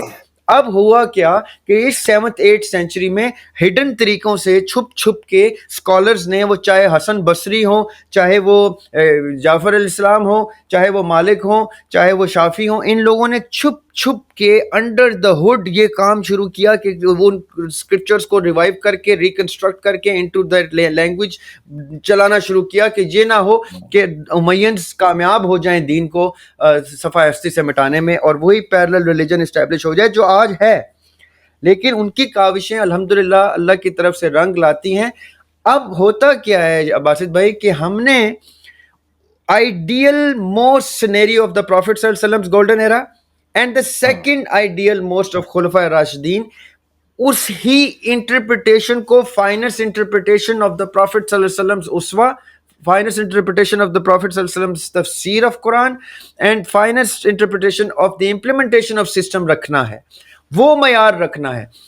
अब मैं वापस आता हूं, मैंने जिक्र किया 1857 की जंग आज़ादी के बाद का.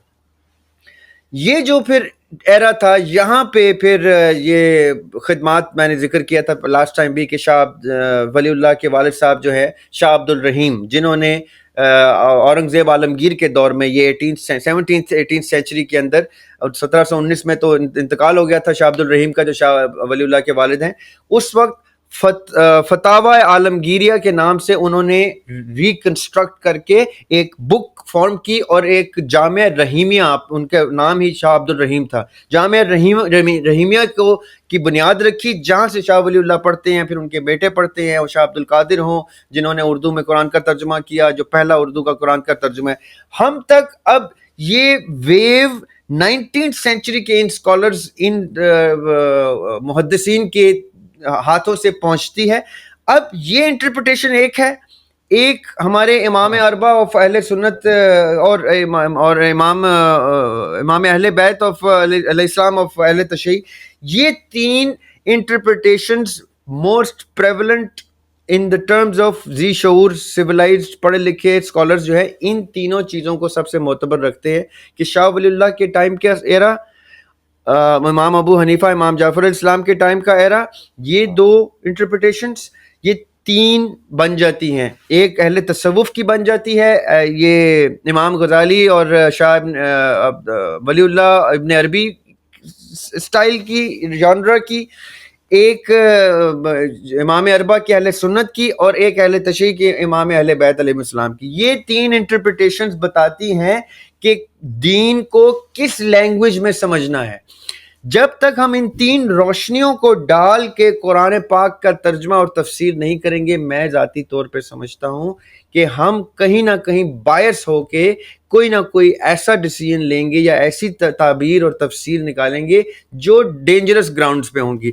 मैं ज़ाती तौर पे समझता हूँ कि इन तीनों की रोशनी में ही इस्टेब्लिश होगा. यही आका अलैहिस्सलाम हमारे लिए रोशनी छोड़ गए हैं, जो रोशनी हमें इन तीन लाइट्स के थ्रू मिलती है. मैं ज़ाती तौर पे भी यही करता हूँ, मैं ज़ाती तौर पे लोगों को भी यही कहता हूँ कि इन तीनों लाइट्स में ही तफसीर को लिखें, खुद से एक फोर्थ तफसीर जनरेट करें जो इन तीनों से कॉन्ट्रोडिक्ट ना करती हो, इन तीनों की कॉमनैलिटीज़ में से ऐसे खूबसूरत अनासर उजागर करती हो जो तीनों एक्सेप्ट करते हो. तब जाके आप किसी बेहतर, फाइनेस्ट, एहसन तरीन स्टैंस पे आते हैं, क्योंकि इससे बेहतर इंसान का बान लईसा लिल इंसान इल्ला मा सा. हमारी कोशिश यही तक हो सकती है कि हम एहसन और अफजल तरीन चीज़ के ऊपर यूनाइट हों, न कि किसी ऐसी चीज़ को पकड़ें जिससे आपस में इंतशार हो. इन तीनों की रोशनी में एक चीज़ इस्टेब्लिश करें, वो है इजमाए उम्मत, जिसमें अहले तशय्युअ भी मुत्तफिक हों, अहले सुन्नत भी मुत्तफिक हों, अहले तसव्वुफ भी मुत्तफिक हों. ये तीन ही मेजर क्लासिफिकेशन है इस्लाम में. इन तीनों का मुत्तफिक होना ही इजमाए उम्मत है, यही इज्तिहाद बाय डेफिनेशन है. ये तीनों इकट्ठे कर दिए थे मोहम्मद अली जिन्ना ने. ये तीनों मकातिब फ़िक्र पीर ऑफ मानका शरीफ के घर में जिन्ना रहमतुल्लाह अलैह ने इकट्ठे किए थे कि हम इस इस्लामी जमहूरिया पाकिस्तान की वो रिफॉर्म्स जनरेट करेंगे जहाँ पे निज़ाम शरिया उस तरह से होगा जिसमें ये तीनों स्कूल्स इसको इंडोर्स करेंगे. वो सिस्टम होगा और वहाँ से तजुर्बात शुरू कर दें इज्तिहाद के, और चीज़ें आगे मोल्ड करते जाएं, और जो एक्सेप्ट करनी है एक्सेप्ट करें, मिल के डिसीजन ले. That was the finest model that Muhammad Ali Jinnah rahmatullah alayh produced right before the all the schools of thought inside one premises, और कहा ये करो. दैट इज वाई जिन्ना का कत्ल वाजिब हो गया था, और जिन्ना को कत्ल किया गया, और फिर उनकी बहन को कत्ल किया गया, और ये सिस्टम उनसे हाईजैक किया गया. वरना पाकिस्तान वर्ज मदीना तो सानी, पाकिस्तान ने वाक़तन मदीना तो सानी बनना था और रिवाइवल होना था. तो मैं ज़ाती तौर पे ये समझता हूँ कि हम ज़्यादा दूर ना जाएं, जिन्ना रहमतुल्लाह अलैह की उस लेगेसी को रिवाइव करके इन तीनों स्कूल्स की रोशनी में सिस्टम्स को इज्तिहाद के लेवल पे, इज्तिहाद की बुनियाद पे इस्टेब्लिश करें, तो हम अभी भी बहुत कुछ करके यहाँ से वो अलम उठा सकते हैं जो अलम खैबर में आका अलैहिस्सलाम ने मौला अली को दिया था, जो हुसैन अलैहिस्सलाम तक पहुँचा, जो मेहदी अलैहिस्सलाम लेके आएंगे. This is how I would want to and it. ٹھیک ہے. زیا بھائی ابھی بھی ہم جو ہے وہ آئی گیس اب ہم نیکسٹ جو ایپیسوڈ ہے اس کے اندر پھر ہم حضور پاک صلی اللہ علیہ وسلم کی ان جو پیرامیٹرز ہیں وہ کس طریقے سے حضرت ابو بکر رضی اللہ تعالیٰ عنہ کی طرف گئے، اور پھر یہاں سے ہم اسٹائل آف گورننس کو اگین جس طرح میں نے کہا this is the last phase of this conversation, لیکن آئی تھنک یہ سب سے لمبا فیز ہوگا ہماری کانورزیشن کا، کیونکہ اس میں ہم نے ایک ایک کر کے حضرت ابو بکر سے سٹارٹ کر کے حضرت حسن امام حسن رضی اللہ تعالیٰ عنہ تک جانا ہے. چلیں sir, thank you so much. I think time بھی کافی ہو گیا ہے. میں اب ہم کوشش کریں گے دریا بھائی، آئی نو یو ار سلامڈ، بٹ پلیز کوشش کیجیے گا کہ وی کین گیٹ ٹوگیدر سون. تو ہم یس کیونکہ انشاءاللہ. I'm sure یہ ایک دفعہ پوڈ کاسٹ آئے گی تو I'm telling you کہ audience they can't wait for too long after this. And نہیں same انشاءاللہ ابھی likewise کرتے for ہیں me. عید میں، عید کی چھٹیاں اور وہ سارا کچھ بھی آ گیا تھا. میرا کچھ ود ان پاکستان ٹریول بھی تھا، اس لیے کافی ڈیلے ہو گیا، لیکن انشاءاللہ اب اس کو ہم ذرا جلدی کریں گے انشاءاللہ اس کی کنٹینیوشن انشاءاللہ. چلو زبردست. تھینک یو سو مچ ذریعہ بھائی آپ کے ٹائم کے لیے. انشاءاللہ we'll get together you soon. Welcome, any time, any time. Thank you very much. اللہ حافظ. السلام علیکم.